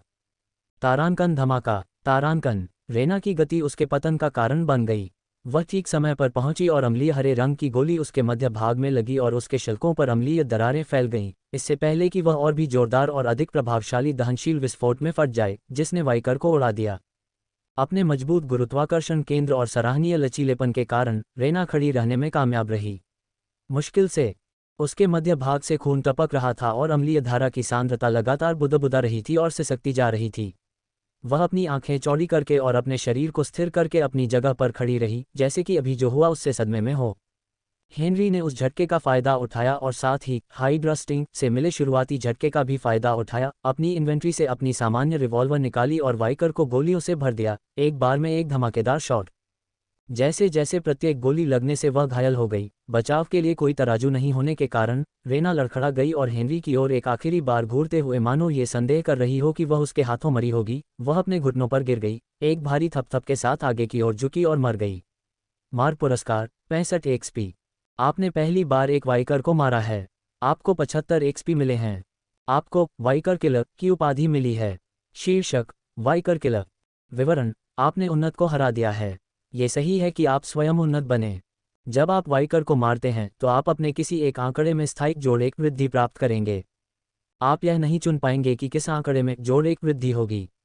वाइकर आपसे एक आभा का पता लगाएंगे जो उन्हें आपसे सावधान या शत्रुतापूर्ण बना देगा। यह इस बात पर निर्भर करेगा कि वे आपसे कमज़ोर हैं या मजबूत। ये शीर्षक अपग्रेड के अधीन है। आप जितने ज़्यादा वाइकर को मारेंगे उतना ही बेहतर बनने की संभावना होगी। Happy hunting. हेनरी 1 या 2 सेकंड के लिए अपनी आंखों से रेना के शरीर पर खड़ा रहा, सिस्टम से प्राप्त संदेशों और अपने नए शीर्षक के विवरण से पूरी तरह मंत्रमुग्ध था, जब एक चीख हवा में गूंजी और उसे याद दिलाया कि अभी भी एक और वाइकर को हराना बाकी है। नहीं, अर्न चिल्लाया और गुस्से में उसका हाथ भाप से जलने लगा, जिससे ट्रिस का चेहरा जलने लगा और उसने उसे जमीन पर दबा रखा था। आहे! ट्रिस ने अपने हाथ को कमजोर तरीके से जमीन पर दबाते हुए चिल्लाया ताकि वह वाइकर को अपने शरीर से दूर धकेल सके। तुम कमीने, हेनरी ने कहा, उसका चेहरा गुस्से में मुड़ गया। बिना किसी रक्षात्मक तराजू के हेनरी ने अपनी रिवॉल्वर को अर्न पर तान दिया और ट्रिगर खींच दिया, लेकिन खाली सिलेंडर की निराशाजनक चिक ध्वनि सुनाई दी। उसने अपनी रिवॉल्वर की गोलियां खत्म कर दी थीं। हेनरी को एहसास होने में सेकंड भर लगा। अर्न ने ट्रिस को जमीन से उठाया और उसे अपनी ओर फेंक दिया और हंसते हुए कहा, जानकारी भूल जाओ, तुम दोनों को मर जाना चाहिए। यूरन ने ट्रिस के लंगड़े शरीर को उछालकर हेनरी को एक मूल्यवान सेकंड के लिए कार्रवाई करने से रोका और उसे अपनी पागल गति से उनके बीच की दूरी को कम करने के लिए पर्याप्त समय दिया, जो मांसपेशियों से बंधी और अब मृत रेना से भी अधिक थी। हम्फ, हेनरी ने ट्रिस को अपनी छाती से सटाते हुए कहा और केवल एक कदम पीछे हटने में कामयाब रहा। उसने हाइड्रा के डंक को उठाने की कोशिश की, लेकिन यूरन पहले से ही 1 फुट दूर था और उसकी मुट्ठी इतनी गर्म थी कि हेनरी की हड्डियों की त्वचा को जलाने के लिए पर्याप्त थी। लेकिन तभी यूरन की मुट्ठी के अपने लक्ष्य हेनरी के चेहरे से टकराने से ठीक पहले एक बहुत ही स्वागत योग्य आक्रामक कराहने की आवाज़ सुनाई दी, जब एक काला धब्बा सर पर दौड़ा और यूरन के शरीर में अपना सिर पटक दिया, जिससे वह उड़ गया। निक्स, हेनरी ने अपने चेहरे पर मुस्कान के साथ पुकारा। निक्स ने अपने सवार की पुकार पर खुशी से अपना शरीर हिलाया। उसने अपना सिर हिलाया और उसके काले बाल शालीनता से फड़फड़ाने लगे, फिर वह विजयी कराहते हुए अपने पिछले पैरों पर खड़ी हो गई। अर्ने कुछ फीट तक लुढ़कता रहा और एक बार वह आखिरकार रुक गया और अपने सिर को ऊपर उठाकर उस घोड़े को घूरने लगा जिसने उसके हमले में बाधा डाली थी। तारांकन धमाका। तारांकन ... माथे पर गोली लगने से उसकी सारी शिकायतें खत्म हो गईं। अर्ने की पीठ झुक गई और उसकी आंखें उसके सिर के पीछे की ओर मुड़ गईं, जबकि उसका चेहरा दर्द से एक भयानक चेहरे में बदल गया। उसके मुंह से एक हरा कोहरा उठने लगा और उसके शरीर को एक घने बादल में घेर लिया और यह उस बादल के भीतर था कि उसका शरीर आखिरकार एक निश्चित धमाके के साथ गिर गया। हाइड्रा का डंक हेनरी के हाथ में एकमात्र भरी हुई बंदूक थी और उसके मन पॉइंट 15 पर होने के कारण सुन्न करने वाली गैस ही एकमात्र जादुई हमला था जो वह कर सकता था। -10 मैना पॉइंट्स। किल रिवॉर्ड 65 एक्सपी। शीर्षक वाइकर किलर प्रभावी हो गया है। जोड़ 1 चपलता 10-11 से ज्यादा। निक्स को हत्या में योगदान के लिए 30 एक्सपी मिले हैं। योगदान इनाम, यह कोई चीज है, कौन जानता था, हेनरी ने सोचा क्योंकि और भी सूचनाएं आ रही थीं। निक्स का लेवल ऊपर हो गया है। निक्स अब लेवल 3 पर है। निक्स का हिट पॉइंट अधिकतम 50 हो गया है। ताकत 30-35 से ज्यादा। गति 60 ग्रेटर दैन 70। सहनशक्ति 25-30 से ज्यादा। सब क्वेस्ट पूरा हो गया। आपको 50 एक्सपी प्राप्त हुआ है। निक्स को 25 एक्सपी प्राप्त हुआ है। लेवल ऊपर, अब आप लेवल 4 पर हैं। हिट पॉइंट अधिकतम 40 तक बढ़ा। Hit point 21/40। मन पॉइंट अधिकतम 50 तक बढ़ा। आपके पास 6 असंबद्ध स्टेट पॉइंट हैं। जबकि हेनरी की नज़र में होलोग्राफिक स्क्रीन पर नोटिफिकेशन एक लंबी लाइन में चल रहे थे, उसकी नज़र ट्रिस पर थी और उसके घावों और चेहरे पर जलन को देखकर उसके होंठ कस गए थे। उसने दर्द से कराहते हुए कहा, उसकी आवाज़ कमज़ोर थी, क्या हम अभी भी जिंदा हैं? वह किसी तरह इधर उधर देखने में कामयाब रही और उसने देखा कि उनका शरीर उसके चारों ओर फैलते सुन्न करने वाले गैस के बादल के साथ था और फिर उसकी नज़र हेनरी के हाथ में बंदूक पर गई। एक बंदूक जिसे उसने पहचान लिया। उसने अपना मुंह खोला जैसे कि कुछ कहना चाहती हो, लेकिन हेनरी के शरीर से टकराकर बेहोश हो गई। सब ठीक है, हेनरी ने धीरे से कहा, तुम ठीक हो जाओगी। निक्स दौड़कर आए और हेनरी के लिए एक आरामदायक ऊंचाई पर उतरी ताकि वह ट्रिस को अपनी पीठ पर रख सके और जब वह वापस खड़ी हुई तो उसने हेनरी को अपने सिर से धक्का दिया। उसकी आंखों में एक अजीब सी झलक थी, मानो उसे शर्म आ रही हो। क्या ये तुम्हारे पहले सरपट भागने के बारे में है? हेनरी ने पूछा और पश्चाताप में उसे फिर से धक्का देने से पहले निक्स ने सिर हिलाया। हेनरी ने अपना सिर हिलाते हुए हंसते हुए कहा, नहीं, मुझे खुशी है कि तुम भाग गई। उसने उसके कोट को थपथपाते हुए उससे कहा। ये तथ्य कि वह वापस लौटी, उससे कहीं ज्यादा इसकी भरपाई हो गई। इसने उसे किसी भी अन्य घोड़े से अलग कर दिया जिस पर हेनरी ने कभी सवारी करने का आनंद लिया था। यहाँ तक कि 2 वाइकर के साथ आए बड़े घोड़े भी गोली की पहली आवाज पर सरपट भाग गए, लेकिन निक्स बहादुरी से लौटी और उसकी मदद की। अंतिम कार्य के लिए हेनरी ने अपनी शिकार लूट ली। तुमने 50 सोना लूटा है। तुमने 1000 वर्लान लूटे हैं। तुमने 700 क्विड लूटे हैं। तुमने 100 सोना लूटा है। तुमने 750 वर्लान लूटे हैं। तुमने 300 क्विड लूटे हैं। दोनों वाइकर ने वह सारा पैसा कहाँ और कैसे रखा था, खास तौर पर सिक्के जो बिना किसी झनकार के बचते थे जब भी वे एक कदम भी चलते थे। हेनरी को कोई अंदाजा नहीं था, लेकिन वह ये सब अपने पास पाकर बहुत खुश था। उसने अपने पैर निक्स की रकाब में रखे और ट्रिस के लंगड़े शरीर के पीछे काठी में बैठ गया। उसने उसे पीछे खींचा ताकि वह सहारे के लिए उसके शरीर पर झुक जाए और एक हाथ से उसकी कमर को पकड़कर उसे सुरक्षित करे। हेनरी ने अपने दूसरे हाथ से निक्स की लगाम पकड़ी और उसे जोर से पकड़कर वे रिज से बाहर निकल गए, वापस उस रास्ते पर और तुरंत इलाज के लिए हेड्रॉन मैंशन की ओर चल पड़े। योजक चिन्ह तारानकन तारानकन तारानकन न्यू फ्रॉइडन टाउन से मीलों दूर, एक ऐसे क्षेत्र में जिसकी हवा में एक शक्तिशाली आभा थी जो इसे उस कच्चे क्षेत्र से अलग करती थी जिसे डायोनिसियो गिरोह ने अपना ठिकाना बनाने का फैसला किया था। एक मनो अलंकृत काले पत्थर से बना हुआ, धन और प्रतिष्ठा के चेहरे पर भव्य रूप से खड़ा था। मनो की छत पर एक आदमी खड़ा था जो मनो के पत्थरों के रंग से मेल खाने वाले काले लबादे में सजे हुए था। वह आदमी 40 के दशक के अंत में लग रहा था। कंधे तक लंबे भूरे बाल और होठों के चारों ओर कटी हुई दाढ़ी। उस आदमी को देखकर ही यह स्पष्ट हो गया कि वह धन, प्रतिष्ठा और कुलीनता की पीढ़ियों का उत्पाद था। वह मॉड एलेरिक था, क्रिसेंट प्लेन्स के ब्लैक मैनर का स्वामी। अधिकांश समाजों की तरह वेलेरियन राष्ट्र ने एक सामाजिक पदानुक्रम बनाए रखा जो धन और शक्ति, आमतौर पर जादुई, पर आधारित था, और एलेरिक्स ने अपना प्रवास शीर्ष के करीब बनाए रखा था। तारानकन पीता पाता, एक आदमी तेजी से कदमों से मैनर की छत की ओर जाने वाली सीढ़ियों पर चढ़ा और जैसे ही उसकी नज़र मॉड की पतली पीठ पर पड़ी, वह घुटनों के बल बैठ गया। मेरे भगवान, वह चौंका। अपनी सांस बचाओ, मॉड ने तीखी आवाज में कहा। मुझे पता है, रेना मर चुकी है, साथ ही उन्हें भी। मुझे यह उस समय महसूस हुआ जब वे मुझसे अपने बंधन से मुक्त हुए। मॉड ने क्षितिज पर नजरें गड़ाते हुए अपने हाथ मैनर की दीवारों पर रखे। वह अभी भी उस आखिरी क्षेत्र को महसूस कर सकता था जहां उसने अपने वाइकर्स के साथ अपने जुड़ाव को महसूस किया था जब वे अपनी अंतिम सांस ले रहे थे। ये वाकई शर्म की बात है, लेकिन ये सब बुरा नहीं है। अब हमारी खोज कहीं ज्यादा सघन हो सकती है। मेरे खजाने को वापस लाने के लिए भेजे गए हर वाइकर को बुलाओ और उन्हें बताओ कि हमारे लक्ष्य न्यू फ्रॉइडन के क्षेत्र में हैं। घुटने टेकने वाले आदमी की आंखें संदेह में सिकुड़ गईं। New Froydon, my lord. उसे 2 वाइकर्स की मौत अजीब लगी, लेकिन इस तरह के पिछड़े शहर पर खोज केंद्रित करने का विचार और भी अजीब लगा। मॉड ने अपने अधीनस्थ के तर्क पर सिर हिलाया। जादू के बिना रेना को नहीं मारा जा सकता था और याद रखें, हमारे चोरों ने मेरे खजाने के अलावा और भी बहुत कुछ चुराया था। उन्हें ग्रांट की बंदूक भी मिली, वही हथियार जिसका इस्तेमाल उन्होंने उसे मारने के लिए किया था।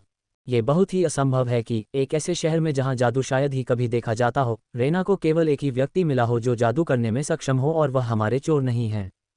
ये दिलचस्प है कि उनके पास हाइड्रा के डंक को चलाने के लिए पर्याप्त जादू है और वे दोनों वाइकर को मारने में सक्षम हैं, लेकिन कोई बात नहीं। महत्वपूर्ण बात यह है कि हमारे पास एक सुराग है। एक महत्वपूर्ण सुराग। उस आदमी ने सिर हिलाया, उसका संदेह दूर हो गया।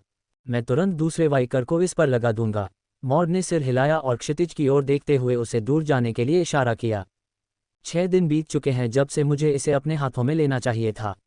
उन चोर मूर्खों ने संभवतः संदूक को भी नहीं खोला होगा। मैं इसे वापस ले लूंगा। उस दिन पूरे डुवन राज्य में व्याकरों को अपने स्वामी का आह्वान प्राप्त हुआ और वे अपने स्वामी के खजाने की खोज में न्यू फ्रॉयडन शहर और उसके आसपास के क्षेत्रों पर हमला करने के लिए एकजुट हो गए। हेनरी ने सड़क पर शायद ही ध्यान दिया हो। उनकी यात्रा पूरी तरह से निक्स द्वारा संभाली गई थी, जिसे वापसी के रास्ते के बारे में उससे बेहतर जानकारी थी। इस बीच ट्रिस का सिर अभी भी उसकी छाती से सटा हुआ था। हेनरी का ध्यान ज्यादातर उसके चेहरे के सामने स्क्रीन पर था। समय बिताने के लिए उसने सिस्टम द्वारा दिए गए संदेशों को पढ़ने में अपना समय लगाया। संदेश वह देखने में बहुत व्यस्त था। इस सब के अंत में उसने अपनी और निक्स की स्टेटस स्क्रीन को कॉल किया। नाम हेनरी मॉर्गन। स्तर 494/600। अनुभव जाति मानव। वर्ग गनस्लिंगर। शीर्षक गैंगबैंगर वाइकर किलर। Hit point 21/40। मन पॉइंट 10/50। ताकत 14। चपलता 11। सहनशक्ति 6। धारणा 7। कौशल मार्कसमैनशिप स्तर 2 लेस देन सक्रिय उपकौशल त्वरित सोच ग्रेटर दैन वश में करना स्तर 1 लेस देन सक्रिय उपकौशल बॉन्डिंग ग्रेटर दैन। आपके पास 6 असंबद्ध स्टेट पॉइंट हैं। नाम निक्स। प्राणी घोड़ा। नस्ल वेलेरियन रेस हॉर्स। स्तर 3 40/100। अनुभव हिट पॉइंट 30/50। ताकत 35। गति 70। सहनशक्ति 30। तारांकन हर स्तर के साथ निक्स की बुद्धि बढ़ेगी क्योंकि वह अपने विकासवादी पथ पर कदम रखने के लिए तैयार होगी। हेनरी ने आश्चर्य से निक्स की स्थिति स्क्रीन के नीचे फुटनोट को देखा। विकासवादी पथ वह क्या है? उसने जोर से पूछा। तभी ट्रिस ने उसके खिलाफ झटका मारा और उसकी सांसें रुक गईं और फिर धीमी, कमजोर और अनियमित लय में बदल गईं, जिसे हेनरी ने एक जटिलता के रूप में पहचाना जो जल्दी इलाज न किए जाने पर उसकी मौत का कारण बन सकती थी। सौभाग्य से निक्स अब उससे भी तेज थी जब उनका पीछा किया जा रहा था और जल्द ही वे हेड्रॉन मैंशन के आंगन में पहुंच गए। आप हेड्रॉन मैंशन में पहुंच गए हैं। आप जीवित हैं, लेकिन ट्रिस की हालत इतनी खराब है कि उसका न्याय नहीं किया जा सकता। ट्रिस के जीवित रहने या उसकी मृत्यु के आधार पर अनियमितता को हल किए जाने तक आपके पुरस्कारों को वितरित करने में देरी होगी। हेनरी अब तक सिस्टम द्वारा उसे नोटिफिकेशन के साथ स्पैम किए जाने के आदी हो चुके थे और उन्होंने सब कुछ अनदेखा कर दिया क्योंकि वे निक्स की पीठ से उतरे और ट्रिस को अपनी बाहों में लेकर मैंशन में ले गए। रास्ते में उसे स्टीफन मिला और उसने भाई के चेहरे पर हैरानी देखी जब उसने अपनी बहन के जले हुए चेहरे को देखा। ट्रिस हेनरी क्या हुआ? हम पर हमला हुआ, हेनरी ने जल्दी में कहा। मुझे उसे जल्दी से येलेना के पास ले जाना है।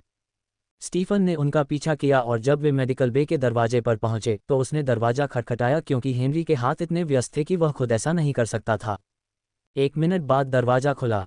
येलेना की नज़र पहले हेनरी के चेहरे पर पड़ी और फिर उसने ट्रिस के घायल शरीर को देखा। अंदर आओ और उसे बिस्तर पर लिटाओ। धीरे से हेनरी ने ट्रिस को लिटाया और येलेना ने तुरंत उसका इलाज शुरू कर दिया। हरी जादुई ऊर्जा ने ट्रिस के शरीर को घेर लिया जिससे उसके घाव भर गए। वह ठीक हो जाएगी, येलेना ने कहा। तुम उसे जल्दी से यहाँ ले आए। हेनरी के होंठ सिकुड़े हुए थे। ऐसा नहीं था कि उसे येलेना के आकलन पर भरोसा नहीं था, लेकिन वह अभी भी अधिक पुष्टि की प्रतीक्षा कर रहा था। ट्रिस की दुर्लभ स्थिति को स्थिर कर दिया गया है। उसे मुठभेड़ में जीवित बचने का अनुमान लगाया गया है। आपको 150 एक्सपी प्राप्त हुआ है। निक्स को 75 अनुभव प्राप्त हुए हैं। निक्स का स्तर बढ़ गया है। निक्स अब स्तर 4 पर है। निक्स का हिट पॉइंट अधिकतम 65 हो गया है। शक्ति 35 40 से ज़्यादा। गति 70 80 से ज़्यादा। सहनशक्ति 30 35 से ज़्यादा। निक्स विकासवादी पथ के करीब पहुंच गया है। निक्स के साथ आपका बंधन मजबूत हुआ है। ट्रिस के जीवित रहने की पुष्टि करने वाले सिस्टम पर हेनरी ने राहत की सांस ली। स्टीफन को येलेना के शब्दों से राहत मिली और अब जब वह अपनी बहन के बारे में कम चिंता कर सकता था तो उसने हेनरी से जवाब मांगते हुए कहा, बात करो। न्यू फ्रॉयडन में लैंडलॉर्ड गिरोह द्वारा शहर में हम पर घात लगाकर हमला किया गया था, हेनरी ने शुरू किया।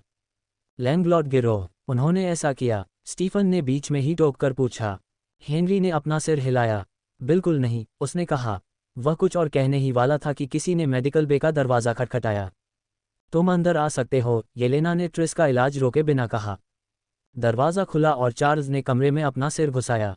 हेनरी, ऊपर, एंगस तुम्हें बुला रहा है। हेनरी को बुलाए जाने पर आश्चर्य नहीं हुआ।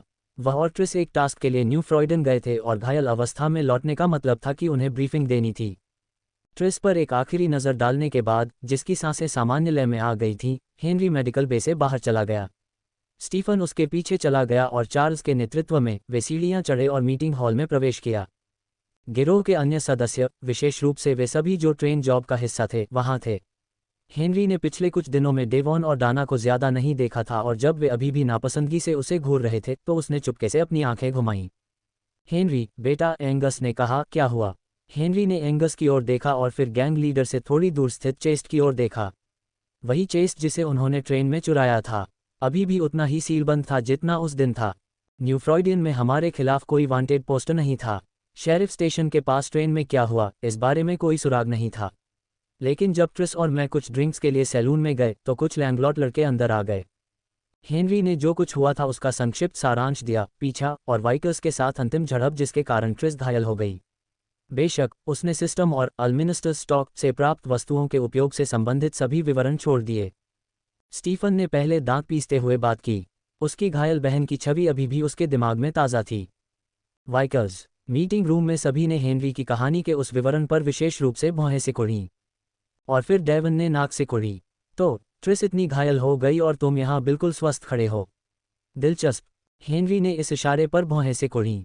क्या मैं तुम्हें बिल्कुल स्वस्थ लग रहा हूँ? उसने जो 2 औषधियाँ पी थीं, उनसे भी हेनरी के सारे घाव ठीक नहीं हुए थे। आपातकालीन कार्रवाई क्या कर सकती थी, इसकी एक सीमा थी। डेवन ने फिर नाक सिकुड़ी, लेकिन उसने और कुछ नहीं कहा। तो डाना ने वहीं से बात शुरू की जहां से उसने छोड़ी थी। वाइकर्स को किसने मारा? उसने पूछा। मैंने मारा, हेनरी ने कहा। वह हिस्सा उसकी कहानी के उन हिस्सों में से एक था जिसे उसने अनदेखा कर दिया था। दोनों को मुझे मदद मिली थी, लेकिन हाँ, मुझे इस पर विश्वास नहीं होता। तुम ऐसा कैसे कर सकते हो? हेनरी ने अपनी पीठ के पीछे हाथ डाला और हाइड्रा का डंक निकालकर मेज पर रख दिया। इससे, उसने कहा। डेवन ने फुफकारते हुए टेबल से एक कदम पीछे हट लिया और उसके लंबे लंबे नुकीले दांत हल्के से कांपने लगे। उसे अभी भी बंदूक से डर लग रहा था। बाकी सभी ने हाइड्रा के डंक को उत्सुकता से देखा। वह बंदूक, ये वही है जो ट्रेन में श्री ग्रांट के पास थी, है न? चार्ल्स ने कहा। हेनरी ने सिर हिलाया। ये है, तुमने इसे उससे छीना? हाँ, यह एक जादुई हथियार है, एंगस ने सावधान आंखों से कहा, और तुम इसे चला सकते हो। हेनरी ने सिर हिलाया। हाँ, और अच्छी बात यह है कि मैं भी इसे चला सकता हूं क्योंकि न तो ट्रिस और न ही मैं इसके बिना जीवित रह सकते थे। हेनरी ने लापरवाही से हाइड्रा के डंक को वापस उठाने के लिए हाथ बढ़ाया, तभी डाना ने कहा, इसे थाम लो। लूट का मतलब गिरोह के सभी लोगों को बताना और समान रूप से साझा करना है। सही मायने में, तुम्हें ये बंदूक नहीं चलानी चाहिए थी। हेनरी ने भौहें सिकुड़ीं। उसने उसी समय इसकी उम्मीद कर ली थी जब उसने हाइड्रा का डंक दिखाने का फैसला किया था, ताकि यह समझा जा सके कि वह 2 वाइकर को कैसे मार पाया, लेकिन घबराने की कोई बात नहीं थी। उसने बस एक शांत सांस छोड़ी। ये लूट नहीं है, यह एक ऐसी खोज है जिसे मैं रखने का हकदार हूं क्योंकि मैंने इसके पूर्वधारक को मार डाला था। अगर तुम इसे चाहते हो तो तुम्हें पहले मुझे मारना होगा। डाना ने अपनी बंदूक निकाली और गोली चलाने की तैयारी में हथौड़ा पीछे खींचकर हेनरी की ओर तान दिया। क्या तुम्हें लगता है कि मैं नहीं चलाऊंगी? उसने हंसी के साथ पूछा। अरे अरे, ये सब क्या बकवास है? चार्ल्स ने गहरी भौहें सिकोड़ते हुए पूछा। उसने एंगस की ओर देखा लेकिन गिरोह के नेता ने कुछ नहीं कहा। बेशक, वह कुछ नहीं कह रहा है, हेनरी ने सोचा। एक गिरोह में अभी भी शिष्टाचार होता है, भले ही वह हत्या और अराजकता के ढेर के नीचे दबा हो। किसी खोज को रखने का अधिकार वास्तव में एक चीज थी। अगर यह पैसा नहीं था तो हेनरी को हाइड्रा का डंक रखने का पूरा अधिकार था। बेशक, हेनरी भी अपने लिए पैसे जमा कर रहा था, लेकिन गैंग को यह पता नहीं था। हेनरी ने हाइड्रा के डंक को पकड़ लिया और उसके स्पर्श के जवाब में ये हरे रंग में चमक उठा। करो, मैं तुम्हें चुनौती देता हूं। ट्रिगर दबाओ और तुम्हारा सिर गुब्बारे की तरह फट जाएगा। कक के साथ उस बंदूक ने जो किया था और उसके करीबी सभी लोगों पर उसके बचे हुए प्रभाव की याद मीटिंग हॉल में सभी के दिमाग में कौंध गई। कोई भी निश्चित रूप से नहीं जानता था कि हेनरी अपनी धमकी को पूरा करने में सक्षम था या नहीं, लेकिन दाना जुआ नहीं खेलना चाहती थी। उसने अपनी बंदूक नीचे रख दी और दूर देखने से पहले सूंघी। हेनरी ने शांति से हाइड्रा का डंक उठाया क्योंकि इसकी धमकी भरी चमक कम हो गई थी। एक गिरोह में शक्ति शिष्टाचार को पीछे छोड़ देती है। वास्तव में एक खोज को बनाए रखने का अधिकार था, लेकिन उस अधिकार की रक्षा करने के लिए साहस रखने की भी आवश्यकता थी। चूंकि सभी की नज़रें उस पर थीं, हेनरी हाइड्रा के डंक को अपनी सूची में नहीं डाल सका, इसलिए उसने उसे अपनी पीठ के पीछे कमरबंद में डाल लिया। सभी ने उसे सावधानी से देखा। हेनरी समझ गया कि क्यों, हालांकि इस तरह से बोलना और धमकाना उसके लिए सामान्य था और उसने अपने पिछले जीवन में कई बार ऐसा किया था, लेकिन गिरोह में किसी ने भी इस दुनिया के हेनरी को अपनी आवाज़ ऊंची करते हुए नहीं सुना था। लेकिन निश्चित रूप से उनके दिमाग में जो भी सवाल उठ रहे थे, वे हेनरी के गैंगबैंगर शीर्षक के प्रभाव से शांत हो गए। चार्ल्स ने अपना गला साफ करके हॉल में अजीब सी खामोशी तोड़ी। तो उन वाइकर्स के बारे में? मैं कहता हूं कि हम भाग जाएं, टोनी ने कहा। हम यहां से जितना हो सके उतना दूर चले जाएं। अगर उनमें से दो पहले ही यहां पहुंच गए तो न्यू फ्रॉइडन और यह पूरा ग्रामीण इलाका छिपने के लिए असहनीय हो जाएगा। डेवन ने सिर हिलाया। भागना निश्चित रूप से एक विकल्प है, लेकिन उससे पहले हमें कुछ चीज़ों का ध्यान रखना है। हमारा अपना एक व्यक्ति घायल हो गया था। हमारे दुश्मनों के साथ काम करने के लिए सौदा करने के लिए उन लैंडलॉर्ड्स को कीमत चुकानी चाहिए। जब डेवन ने अपनी छोटी सी बात खत्म की तो सभी की निगाहें एंगस डायोनिसियो पर टिक गईं। एक नेता के रूप में उसे वचन देना था। एंगस ने उन सभी के बीच देखा जिन्होंने अब तक बात की थी। उसके होंठ सिकुड़ गए और उसकी आंखों में एक चिंतनशील नजर आए और फिर हेनरी ने एक हाथ उठाया। मेरे पास एक सवाल है। एंगस मुस्कुराया। क्या है बेटा? उसने पूछा।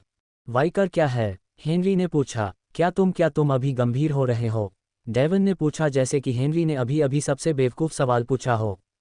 हेनरी ने खुद को डरने नहीं दिया और एक स्पष्ट आवाज़ और शांत लहजे में उसने कहा, बेशक मैं गंभीर हूँ। दाना ने उपहास किया। तो तुम्हारा मतलब है तुमने दो वाइकर को मार डाला और तुम्हें यह भी नहीं पता कि वे क्या हैं? हेनरी ने अपनी भौहें सिकुड़ी। उसे यह पसंद नहीं आया कि वे उसके सवाल को मूर्खतापूर्ण दिखाने की कोशिश कर रहे थे, जबकि उन्हें बस जवाब देना था। मैंने जिन वाइकर को मारा उनमें से एक ने मुझे बताया कि वे क्या थे, लेकिन मुझे नहीं पता कि वाइकर क्या होता है। अगर तुम्हारे पास मुझ पर गुस्सा करने का समय है तो तुम्हारे पास मुझे उचित जवाब देने का भी समय है, क्या तुम्हें नहीं लगता? दाना ने अपनी जीभ चटकाई और दूसरी ओर देखा। चार्ल्स और टोनी ने उस दिन उसे फिर से अपमानित महसूस किया, लेकिन एंगस ने ही हेनरी के सवाल का गंभीर स्वर में उत्तर दिया। हेनरी, इस दुनिया में कुछ लोग खास पैदा होते हैं। वे दुनिया के तत्वों को नियंत्रित करने और उसे अपनी इच्छा के अनुसार मोड़ने की क्षमता के साथ पैदा होते हैं। ... वाइकर वे लोग नहीं हैं। हम वे खास बने हैं। यह एक गुप्त उत्परिवर्तन अनुष्ठान है जिसमें विभिन्न तत्व और एक चुड़ैल या जादूगर की महत्वपूर्ण भागीदारी शामिल होती है और आमतौर पर गुलामों पर उन्हें हमेशा के लिए उनके निर्माता से बांधने के लिए किया जाता है। ओह, हेनरी ने कहा और फिर उसकी भौहें सिकुड़ गईं। एक पल के लिए मुझे लगा कि आपने हम कहा है। एंगस ने सिर हिलाया। हाँ, मैंने कहा था। मैं एक वाइकर हूँ, या कम से कम मैं हुआ करता था। मेरे निर्माता की मृत्यु एक दशक से भी पहले हो गई थी, जिससे मैं अपने बंधनों से मुक्त हो गया और मुझे दुनिया घूमने और अद्भुत लोगों से मिलने का मौका मिला, जिनमें से अधिकांश इस समय इस कमरे में हैं। हेनरी का ध्यान उन दो वाइकर्स पर गया जिनसे उसने और ट्रिस ने लड़ाई की थी। तो तुम बहुत शक्तिशाली हो।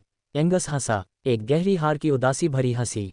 मैं हुआ करता था। क्यों? जब मेरा निर्माता जीवित था तो मैं बहुत कुछ कर सकता था और उन्नति और विकास मेरे सामने शायद आने वाले वर्षों तक फैला हुआ था। एक बार जब वह मर गई, तारान का नाह। अपने निर्माता की मृत्यु दर्दनाक होती है और लगभग हमेशा एक वाइकर के लिए घातक होती है। मैं बच गया, लेकिन मेरी शक्तियां बहुत कम हो गईं। मेरे पास समझाने की क्षमता ही बची है। मुझे खेद है, हेनरी ने कहा।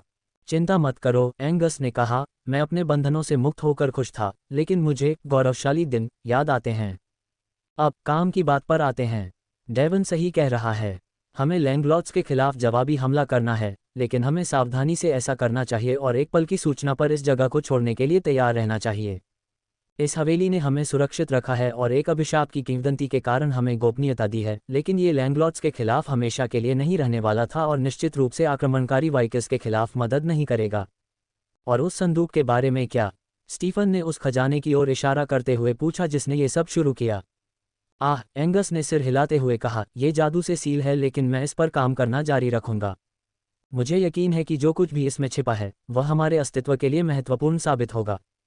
मेरे पास लैंगलॉर्ड बेस के बारे में कुछ सुराग हैं, टोनी ने गंभीर स्वर में कहा, मैं इस पर नज़र रखूंगा। मैं तुम्हारे साथ चलूंगा, चार्ल्स ने कहा, और दोनों ने एक दूसरे को एकजुटता का संकेत देते हुए मीटिंग हॉल से बाहर निकल गए। डेवन और डाना भी जल्द ही बाहर चले गए। स्टीफन उनके पीछे पीछे आया, लेकिन जब हेनरी जाने के लिए मुड़ा तो उसने एंगस को उसे पुकारते हुए सुना, रुको। हेनरी ने पलटकर देखा और एंगस को एक मनोरंजक मुस्कान और एक ऐसी नज़र से देखा जो उसे छेदने की धमकी दे रही थी। हाँ, उसने कहा जब गैंग लीडर बिना कुछ बोले बस घूरता रहा। हेनरी, तुम खास हो। मैं खास हूँ, एंगस ने हंसते हुए कहा, मैंने अपने जीवन में बहुत कुछ देखा है, लेकिन मुझे नहीं लगता कि मैं देर से जागृति देखूंगा। देर से क्या? हेनरी ने पूछा, बिना कुछ समझे। अब तुम आत्मविश्वास से भर गए हो। तुम अचानक से बंदूक चलाने में बहुत अच्छे हो गए हो, और अब मैं देख रहा हूं कि तुम जादुई हथियार चलाने में भी सक्षम हो। अगर मुझे कुछ और नहीं पता होता तो मैं कहता कि तुम जादुई रूप से उत्परिवर्तित हो गए हो, एक वाइकर मेरी तरह। लेकिन मैं बेहतर जानता हूं और मैं बता सकता हूं कि किसी व्यक्ति की प्रतिभाएं तुम्हारी तरह स्वाभाविक हैं। एंगस ने खजाने की पेटी को छूते हुए कहा, इस पेटी में जो कुछ है वह वास्तव में गिरोह के लिए बहुत मददगार होगा, लेकिन ये तुम जैसे विशेष लोग ही हैं जो हमारे अस्तित्व की गारंटी दे सकते हैं। मैं इस बात का इंतजार करूंगा कि आप और कितना कुछ हासिल कर सकते हैं। एंगस डायोनिसियो आपको स्वीकार करता है। गैंग के भीतर आपकी स्थिति में सुधार हुआ है। आपको 50 अनुभव प्राप्त हुए हैं। गैंग बैंगर शीर्षक अपडेट किया गया है। डायोनिसियो गैंग के सदस्य आपको या तो परिजन के रूप में या फिर सम्मान के साथ संबोधित करेंगे। यह आपके साथ उनके मौजूदा संबंधों पर निर्भर करता है। गैंग बैंगर शीर्षक तब तक बना रहेगा जब तक आप डायोनिसियो गैंग के सदस्य हैं। हेनरी मीटिंग हॉल से निकलकर सीधे मेडिकल बे की ओर चला गया। उसने दरवाज़ा खटखटाने के लिए अपना हाथ उठाया ही था कि दरवाज़ा खुल गया और स्टीफन अपनी बहन को बाहर ले गया। उसकी सारी चोटें ठीक हो चुकी थीं, लेकिन वह सो रही थी। मैं उसे आराम करने के लिए उसके कमरे में ले जाऊंगा, स्टीफन ने कहा। यह सबसे अच्छा होगा, येलेना ने सिर हिलाते हुए कहा। स्टीफन ने हेनरी को स्वीकार करते हुए सिर हिलाया और आगे निकल गया, उसे और हवेली के हॉल में ले गया। तो तुम भी ठीक होने आए हो? येलेना ने पूछा। ठीक है, हेनरी ने अपने शरीर को देखते हुए कहा। उसके घाव शायद ही दर्द कर रहे थे, इसलिए उसके लिए इसे अनदेखा करना आसान था। ओह, सख्त होने की कोई ज़रूरत नहीं है, येलेना ने एक छोटी सी मुस्कान के साथ कहा और उसकी कलाई पकड़ी और उसे मेडिकल बे में खींच लिया। हेनरी ने हंसते हुए कहा, सख्त होने की कोशिश? मैं इसके बारे में सपने में भी नहीं सोच सकता। येलेना ने हेनरी को एक सीट पर बैठाया और उपचार प्रक्रिया शुरू की। इसमें सिर्फ 1 मिनट लगा। तुमने 19 हिट पॉइंट रिकवर कर लिए हैं। Hit point 40/40। सब हो गया, येलेना ने दूर जाते हुए कहा। धन्यवाद, हेनरी ने उससे कहा। तो तुम्हारे और ट्रिस के साथ यह सब किसने किया? येलेना ने पूछा। वाइकर्स, येलेना उलझन में दिखी। वे क्या हैं? हेनरी फिर हंसा, ये याद करते हुए कि गिरोह ने कैसे व्यवहार किया था, जैसे कि उसके लिए यह न जानना अजीब था। देखा, ये सामान्य है। उस विजयी विचार को एक तरफ रखते हुए उसने येलेना को एक त्वरित व्याख्या दी कि वाइकर क्या थे और वे कैसे बनाए जाते हैं। मैं समझ गया, येलेना ने सिर हिलाते हुए कहा, एक कठिन लड़ाई रही होगी। ये थी, हेनरी ने स्वीकार किया, लेकिन मुझे इससे कुछ अच्छा मिला। और कठिन लड़ाइयों से कुछ अच्छा पाने की बात करते हुए मुझे आपसे कुछ पूछना है। यह क्या है? येलेना ने हेनरी के चेहरे पर भाव के कारण थोड़ा सावधान होकर पूछा। ये वास्तव में सरल है, हेनरी ने मुस्कुराते हुए कहा, मुझे मार डालो। येलेना ने पलकें झपकाईं, उसे यकीन नहीं था कि उसने सही सुना है। क्या तुमने अभी मुझे तुम्हें मारने के लिए कहा है? उसने धीरे धीरे अपने पैरों पर खड़े होते हुए सावधानी से पूछा। हेनरी ने सिर हिलाया। हाँ, और शायद कुछ बार भी। उसने हाँ कहा। येलेना ने चौड़ी आंखों से सोचा, और वह भी कुछ बार ऐसा चाहता है। वह पागल है। अपनी पीठ सीधी करते हुए, अपनी आंखों में किसी मूर्ख की तरह घमंडी नज़र भरते हुए येलेना ने ठंडे लहजे में पूछा, क्या तुम चाहोगी कि मैं अभी तुम्हें मार डालूं? तुम्हें तुम्हारे दुख से बाहर निकाल दूं? हेनरी ने उसके हाव भाव पर अपनी भौहें सिकोड़ीं।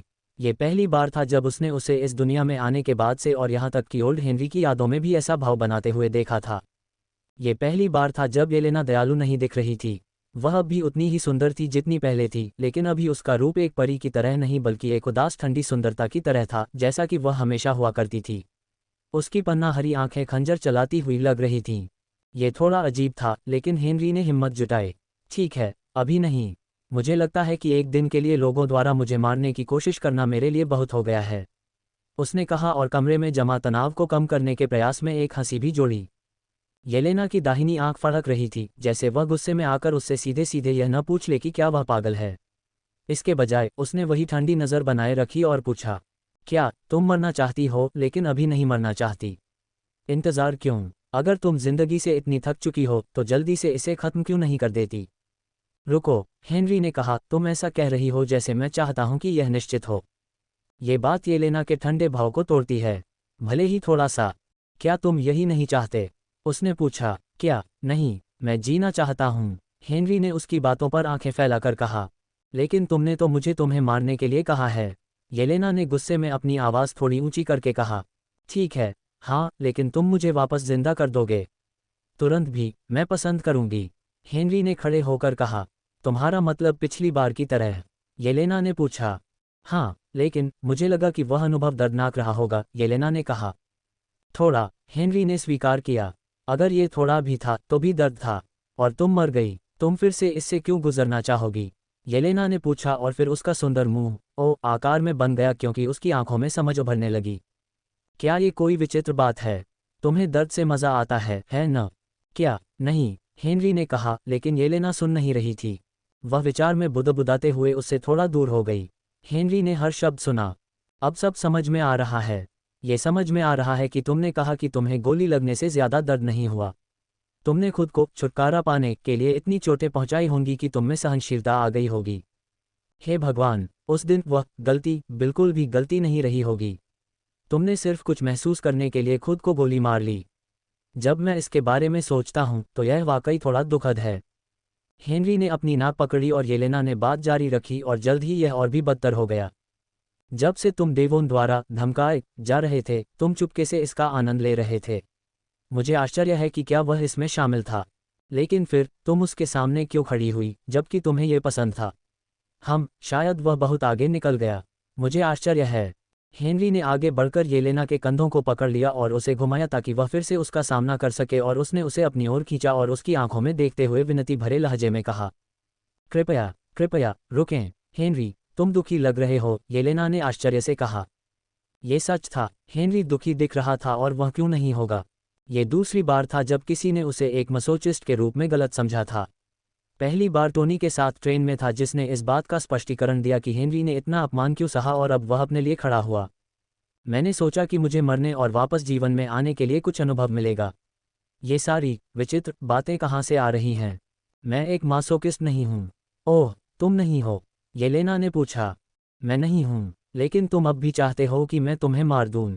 हाँ, और तुम्हें वापस जीवन में लाऊं? हाँ, एक से ज़्यादा बार। अधिमानतः हाँ, ठीक है, तो तुम पागल हो। हेनरी रुका और फिर एक छोटी सी मुस्कान के साथ उसके कंधे को हल्के से सहलाते हुए सिर हिलाया।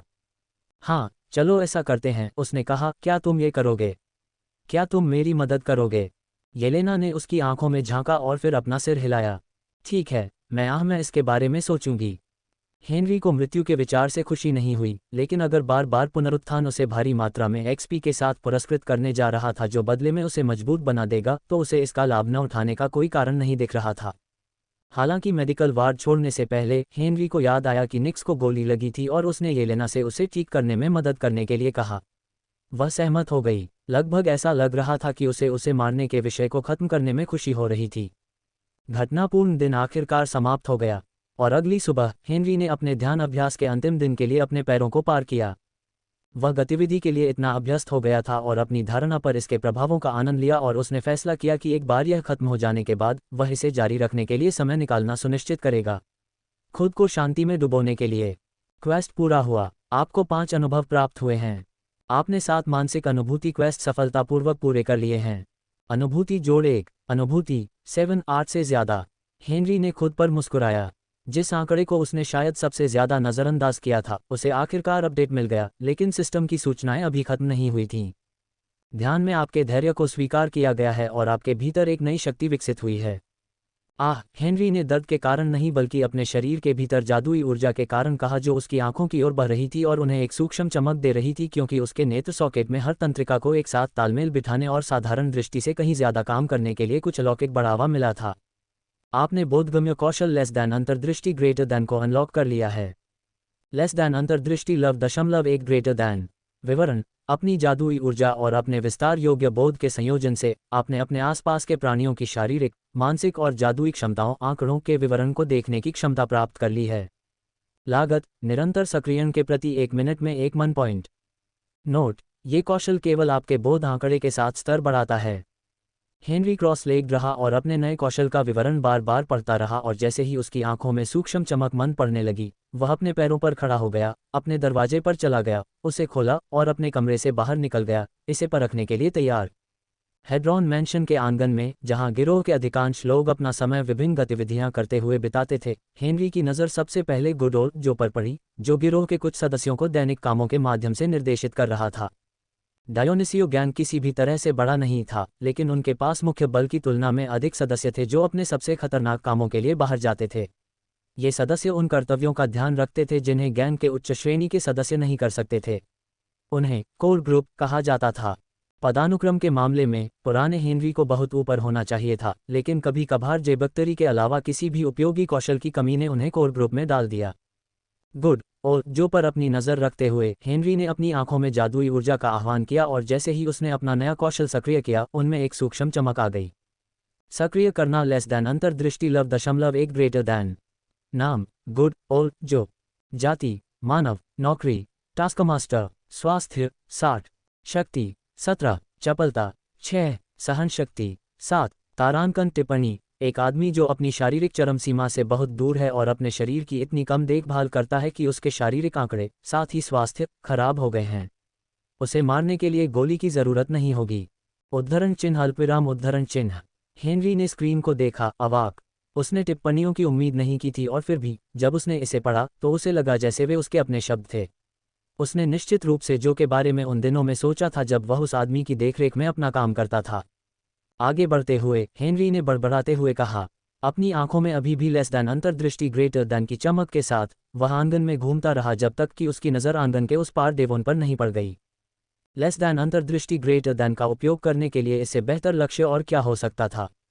नाम: डेवोन। जाति: हाफ ऑक। वर्ग: बर्सकर। नौकरी: गैंग एनफोर्सर। स्वास्थ्य: 110। मन: 70। ताकत: 26। चपलता: 15। सहन शक्ति: 20। तारांकन टिप्पणी: एक क्रूर व्यक्ति जो अपने दिमाग के बजाय शारीरिकता पर बहुत अधिक निर्भर करता है। सावधानी से आगे बढ़ें। दूरी और सिर पर एक अच्छा शॉट उसे मार सकता है, लेकिन क्या आपको मौका मिलेगा? स्टेज स्क्रीन पर नजर डालते हुए हेनरी ने विवरणों की छोटी विंडो खोलने के लिए टैब पर क्लिक करना शुरू कर दिया ताकि वह बेहतर ढंग से समझ सके कि वह क्या देख रहा था। जाति: हाफ ऑक। एक मानव और एक ऑक के मिलन से पैदा हुआ उत्पाद। एक मानव की बहुमुखी प्रतिभा और लचीलापन के साथ साथ एक ऑक की प्राकृतिक शारीरिकता भी रखता है। क्लास: बर्सकर। एक ऐसा वर्ग जो शारीरिकता को सबसे ऊपर रखता है। ये वर्ग अद्वितीय कौशल प्रदान करता है। बर्सक greater than. बर्सक $5 greater than. 2 minute के लिए सभी शारीरिक आंकड़े 30% तक बढ़ जाते हैं और शारीरिक क्षति के लिए प्रतिरोध भी प्रदान करते हैं।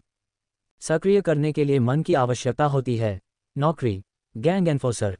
डायोनिसियो गैंग की प्रमुख ताकत और लगभग सभी हमले की रणनीतियों की अग्रिम पंक्ति।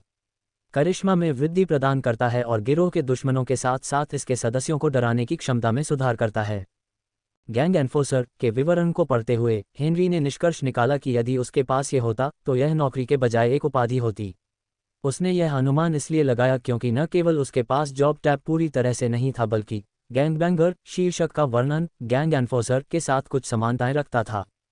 लेकिन वे आंकड़े बकवास। हेनरी ने खुद का मजाक उड़ाते हुए सोचा, जब हम 2 हफ्ते पहले लड़े थे तो वह वाकई चीज़ों को गंभीरता से नहीं ले रहा होगा।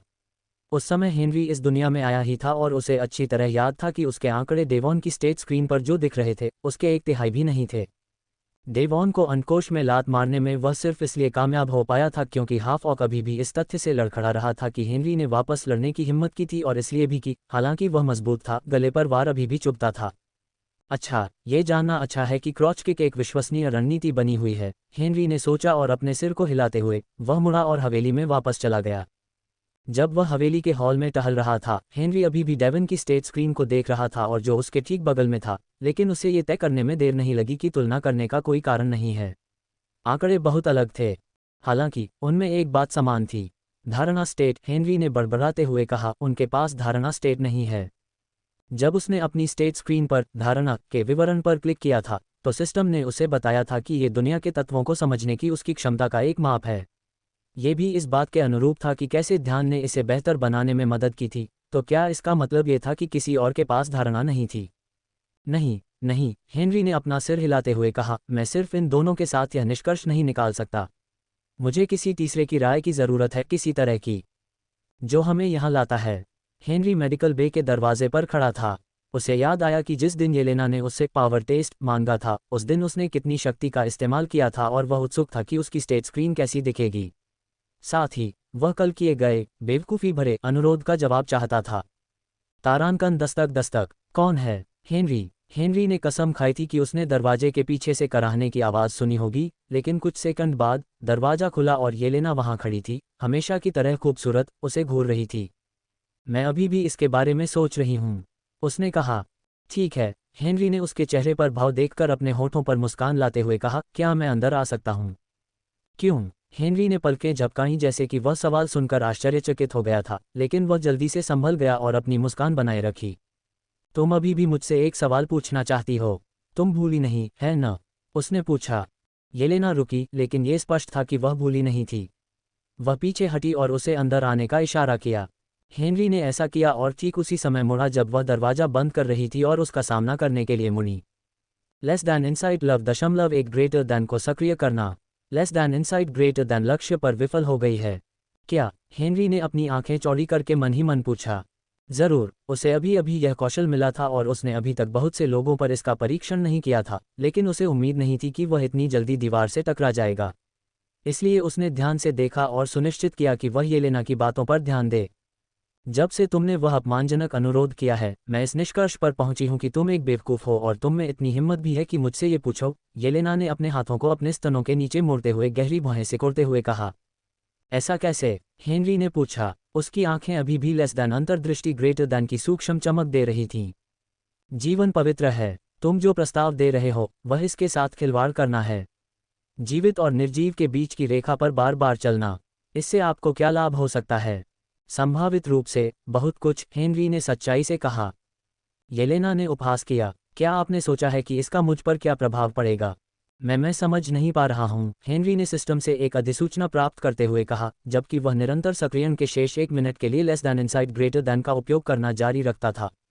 आपका लक्ष्य एक ऐसी परत में ढका हुआ है जो उसके आंकड़ों के विवरण को सबसे अच्छे से अस्पष्ट बनाता है। यदि आप दृढ़ रहते हैं, तो आप केवल उसकी आंकड़ों की स्क्रीन का सेंसर किया हुआ संस्करण ही देख पाएंगे। क्या आप दृढ़ रहेंगे? मैं दृढ़ रहूंगा, हेनरी ने तुरंत उत्तर दिया। इस बीच येलेना अपनी आंखें घुमा रही थी। बेशक, आपने इसके बारे में नहीं सोचा है। आप जानते हैं क्यों? ऐसा इसलिए है क्योंकि आप एक गधे हैं। पिछली बार जब मैंने तुम्हें लगभग मार ही डाला था, तब मैं रोया था। ओह, मुझे नहीं पता था कि तुम मेरे बारे में ऐसा महसूस करते हो, हेनरी ने अचानक कहा और फिर इतनी जोर से सिहर गया कि उसने लगभग खुद को लात मार ली। बेवकूफ़, येलेना ने फिर से उपहास किया। खुद की चापलूसी मत करो। मैं नहीं चाहती थी कि तुम्हारी मौत मेरी अंतरात्मा पर पड़े, लेकिन जितना ज़्यादा तुम जिद करोगे, मुझे इसके बारे में सोचना उतना ही आसान लगेगा। येलेना के हाथ आर्केनटेंडल्स मंत्र की काली ऊर्जा से चटकने लगे और उसकी आंखों में एक हिंसक भाव था। कृपया ऐसा मत करो, हेनरी ने हाथ आगे बढ़ाते हुए कहा। मैं मानता हूँ, मैंने यह नहीं सोचा कि यह तुम्हारे लिए कैसा होगा। मैंने पहले भी कई लोगों की जान ली है और मैं जानता हूँ कि यह कभी भी आसान नहीं होता, इसलिए तुमसे ये पूछना मेरे लिए गलत था, जैसे कि यह कोई बड़ी बात नहीं थी। मैं सिर्फ ये सोच रहा था कि मुझे क्या हासिल होगा और यह नहीं कि यह तुम्हें कैसे प्रभावित करेगा। मुझे माफ़ करें, मैं फिर कभी इसका जिक्र नहीं करूँगा। एक सेकंड बीता और येलेना ने उससे नज़रें फेर लीं। क्या तुम मुझे बताओगे कि इससे तुम्हें क्या हासिल होगा?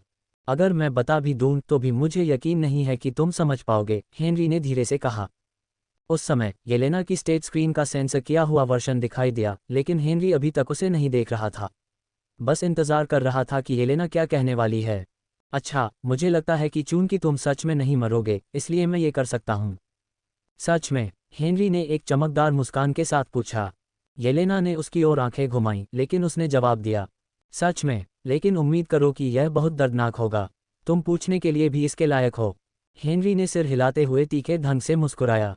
ठीक है, ये यातना भी होगी, येलेना ने अपनी मुट्ठी को अपनी हथेली पर पटकते हुए भयंकर गुस्से से कहा। तुम चाहोगी कि तुम सच में मर जाओ?